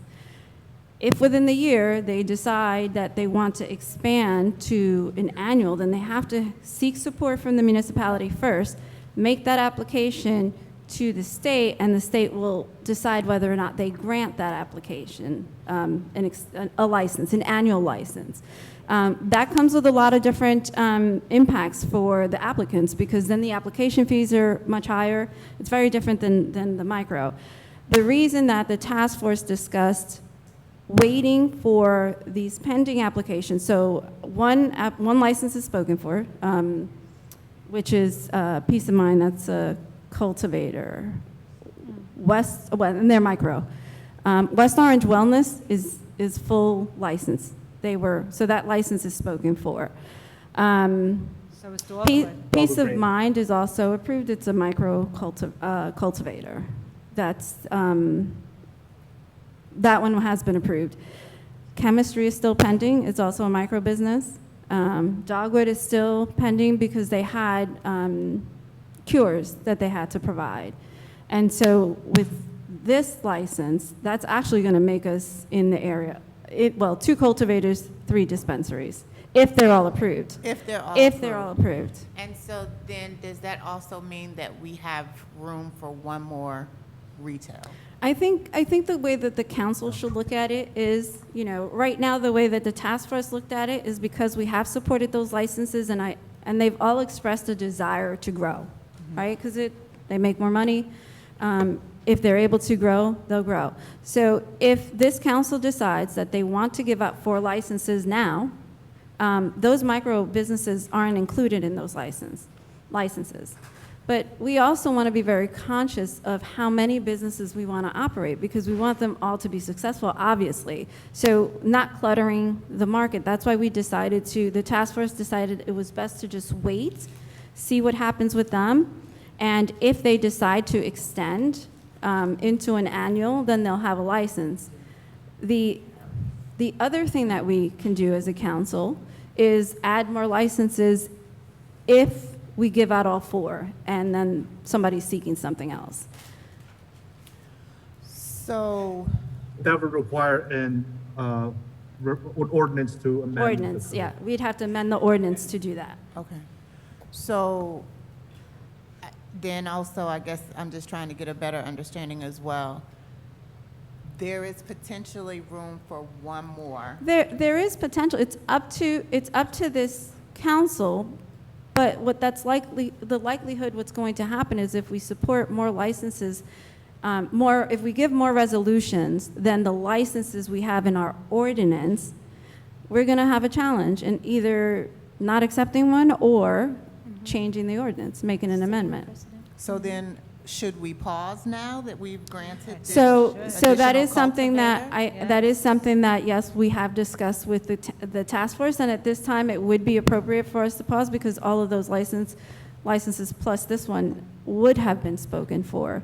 And again, we're thinking a year out, right? So they're not being issued right now because they don't need it.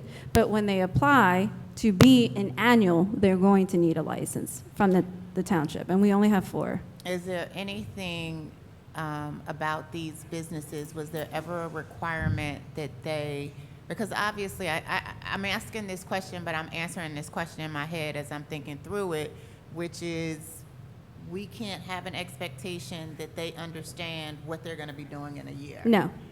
So that's what but I answered my own question in my head. So quite frankly, I mean, like you said, we're at capacity right now until the state comes back and they give us a yay or a nay. And then at that point, our process, the way we governed, is that even once you get the yay from the state, you still have to come back to Yes. this council Yes. for final approval. That's 100% correct. Okay. Because at that time, what they're coming back to you with now is, you know, the actual, I don't want to say tangible, but what odor mitigating system they're going to use. And that gives the task force and the council an opportunity to go out there and see, is that the best? Is that what we want? Do we want to require a different system? It's also going to have questions with respect to the accounting and reporting. What are their standard operations of procedures, those manuals? Like we're going to want to see all those things. So it also sounds like that this might be just to set the expectation of where we go, the direction and the actions that we take. As far as odor mitigation systems, we might have to do some field trips. So yes, but I also, and I think I shared it with you all, and if I haven't shared the Google Doc, I've done a lot of research and put it into this Google Doc just to help everybody kind of find. I mean, and like you, I'm just Googling and reading and just, you know, learning, asking questions from other cultivators. But yeah, it's something that we're going to have to read up on because those are questions that we're going to ask when they come back. Okay, thank you. You're Appreciate you. welcome. Council President, thank you. Councilwoman Castellino. I'm sorry. Yeah, Yes, I'm- Councilwoman. So, yeah, so that's why I would support take a pause with new applicants, because you see these folks coming to us this evening, they're fronting money for leases. I mean, the way this is all done drives me crazy. And again, we haven't even opened up a store yet. So we don't even have a functioning facility running to see how, one, that's going to affect our community, and two, what changes may may need to be made. So before we, I know we approve this, but I think there's this, how can I put it, perception out there that folks think because they apply to us, it's automatic and that we have to give an approval. And I think we need to, get that pause in place. So I hope the next meeting we could do so with that in a resolution. I think that the we task have. force, we had a quorum for the task force, so it wasn't the entire task force, but it is a conversation that we've had, as a task force in a quorum, but also individually, that, to be able to measure expectations, that we should pause until, who knows, the state, and I know that the 2 applications that are pending right now with the state, they're going to be moved forward relatively quickly because they are checked off to be moved forward. So I do agree that at this point, we should put a pause because we do want to see what comes next, right? So let's say if one of the 2 pending applications at the CRC are granted and they come back to us and we don't support it, for whatever reason, we don't support it, then at that time we can consider accepting another one. Yeah, you could Okay. you could always open it up. It's Yes. easier to open it up. But Yeah, absolutely. Again, I feel for these poor investors that are looking to us and. Yeah, that are no, coming I here. do, and that's the conversation that we had. I do agree that we should put a pause on it for now. Let's wait and see where we are with the pending applications and then move forward. And I want to liken that to something that I think we need to also consider in our downtown corridor as well. We have, and I know this is a totally different subject, but at some point, we need to manage the types of businesses in our downtown corridor. Yes. It's probably about 30 beauty salons. Yeah. And more coming. So in some capacity, I think it behooves us when we worry about what it looks like as a town. I'm not so much worried about what a cannabis facility is going to look like in our town because they're in other towns, and quite frankly, I don't have any issues. So, but we do need to look at how our businesses are evolving and what we're becoming. I totally agree. Council President, we have an executive session. Yes, no, I just want to finish this agenda and then we could go into, right, we have 2 ordinances, 3 ordinances? Yeah, let's do it. All right, Okay. thank you. Ordinances on second and final reading. Ordinance 2695, creating reclassification and salary schedule. There we go. I make a motion to introduce. On second and final reading. Thank you. Any Okay, questions? hold on. Yes. Okay, thank you. Councilwoman Matute Brown? Yes. Question. Councilman Rutherford? Yes. Councilwoman Williams? Yes. Council President McCartney? Yes. Okay. Okay, there. Ordinance 2696. This is. No, we got it. We got it. On second and final reading. See if anybody So wants this is to- a public got a hearing. public That was on comment. introduction, sorry. Yeah. Introduce. Is there anyone from the public that wishes to speak on this particular ordinance? Please raise your hand. Joe? Oh, no, this is on reclassification 2695-22. of salaries. Any member of the Zoom audience wishing to comment, please raise your hand. It is hot. Council President, Okay. seeing none. Any comments here? Nope. No. All right, make Okay. a motion to approve ordinance 2695. Second. Thank you. Councilwoman Castellino? Yes. Councilwoman Matute Brown? Yes. Councilman Rutherford? Yes. Councilwoman Williams? Yes. Council President McCartney? Yes. All right, ordinance 2696 is the ordinance providing for a special emergency appropriation in the amount not to exceed $950,000 to fund contractually required severance liabilities resulting from the retirement of employees. Make a motion to introduce on second and final reading. Second. Councilwoman Castellino? Yes. Councilwoman Matute Brown? Yes. Councilman Rutherford? Yes. Councilwoman Williams? Yes. Council President McCartney? Yes. Okay. This Joe, is- any comments from the, Any members in the Zoom audience wishing to comment, please raise your hand. on this This particular ordinance. Council President, seeing none. Okay. Colleagues? No. Okay, I make a motion to approve ordinance 2696-22. Second. Okay, Councilwoman Castellino? Yes. Councilwoman Matute Brown? Yes. Councilman Rutherford? Yes. Councilwoman Williams? Yes. Council President McCartney? Yes. Okay. And ordinance on first reading is 2697-22, amending and supplementing Chapter 7, Traffic Section 7-14.3, parking time limited on certain streets during certain hours. I'll second. Yep. Council President, I know we don't usually discuss. No, I on- think it's important that you Oh. say, but let's go on introduction. Oh, sorry, I'm jumping ahead. Okay, so Councilwoman Castellino? Yes. Councilwoman Matute Brown? Yes. Councilman Rutherford? Yes. Councilwoman Williams? Yes. Council President McCartney? Yes. And Councilwoman, I do want you to talk about this on first reading. So real quick, over the summer, there was 2 walkings of Main Street and Washington Avenue with Mr. Lepore. He was there in the beginning of the summer, and he was there just again last week to recap with Ms. Brill. We feel it's pertinent for us, the downtown, to support our business owners. As we all know, that Abe Lando parking lot needs to be desperately needs to be reconfigured. It is a mess. Mr. Gross on a hot summer morning with myself and again, Mr. Poor, Ms. Brill, and I forget who else we had down there that day. Mr. Lepore was working on a long-term plan and a short-term plan. However, with no capital budget, there is, we're not going to be able to implement anything anytime soon. So to support our business owners, and again, this is a long time coming. We have spots that are in front of the yoga ground that is now Yishi's Juice Mart. So, we've been working on this for a while. Ms. Lepore went out again, talked to the county, and this is what you have here. So if you get a chance, look at it, drive by Torrey Corner.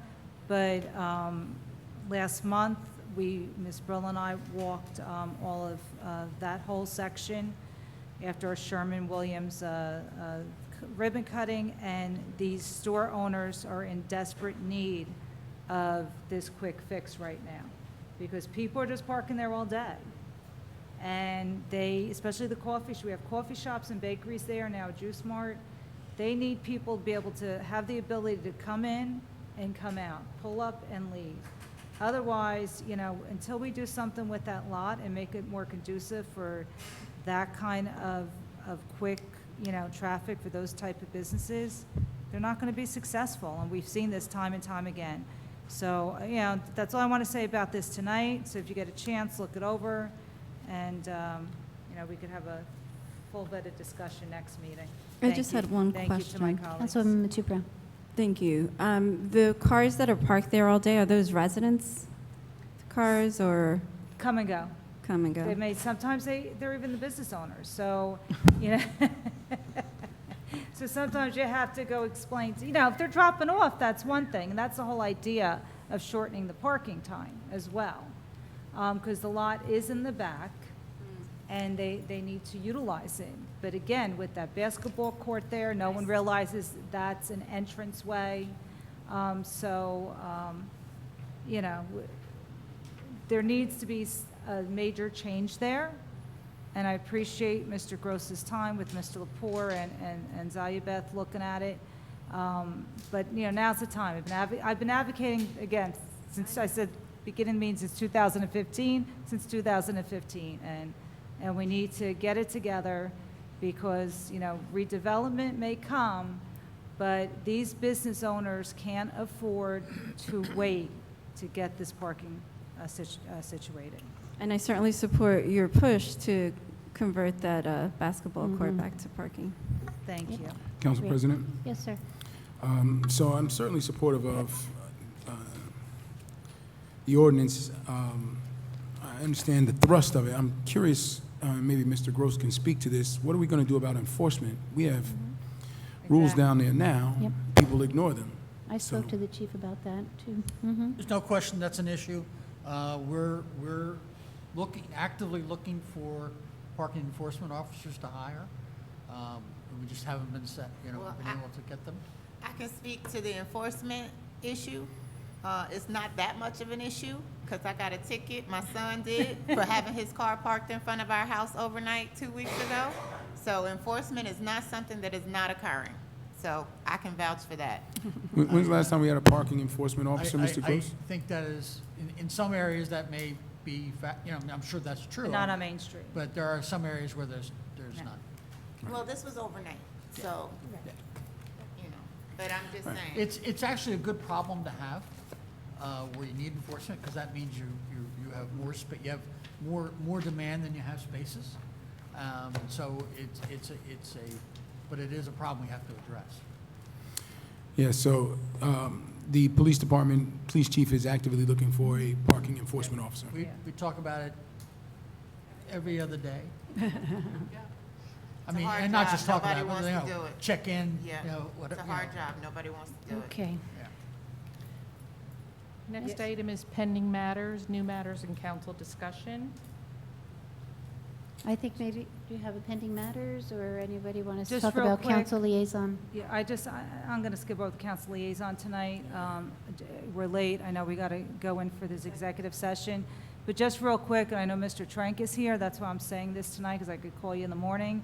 But these quad vehicles that are driving everybody crazy at night, running through the township, these motorbikes they come down in my area of town. I've seen on Facebook other people complaining about it. I witnessed like 100 of them coming from Montclair through West Orange. I've talked to the chief about it. It's something that we need to address. And you're going to have to address it because the state won't allow you. the state won't allow us No, to they will address not. it. No. Well, no, I saw in other towns that if you ticket some, you can pull them from them. They did that in New York. The state of New Jersey. Will not let us They're do any. they're Title 39 vehicles, aren't they? Huh? Are they They're Title? not supposed to be on the road. No, the quads are not, they're not off-road vehicles. They're mostly motorcycles, and some of them are quads, and some of them are. There's a lot of quads that should be on the road. So anyway, whatever we take a could look. do, I Well, just wanted to bring it up. We'll certainly because start looking to see what other It's in- towns may be Before doing, someone gets killed in an accident. what Thank other you. kind of enforcement there might be. They can't do anything. They tried. We're going into executive session? Yeah, is there a motion to go into Yes, executive? so moved. I'm going to enter into it. Oh, no, I'm sorry. We have an ABC, hearing. let's finish We up have with an ABC. hearing. But still, we're going to say goodnight. Take like 2 minutes. Yeah, but ABC Make a hearing's motion. not. No, they It's don't not get done. recorded. Okay. Thank you all. It was a busy evening. Night, West Orange. Everybody have a good night. We're Make a glad motion you to guys are adjourn. coming out. So you're adjourning the regular meeting? We are Yes. going to enter into ABC hearing And and we're going adjourn to the public meeting. reconvene. Do I have a motion? Second, yes, Yep. so moved. Second. Thank you. All in favor? Aye. Aye. Any Aye. opposed? Okay. Good night.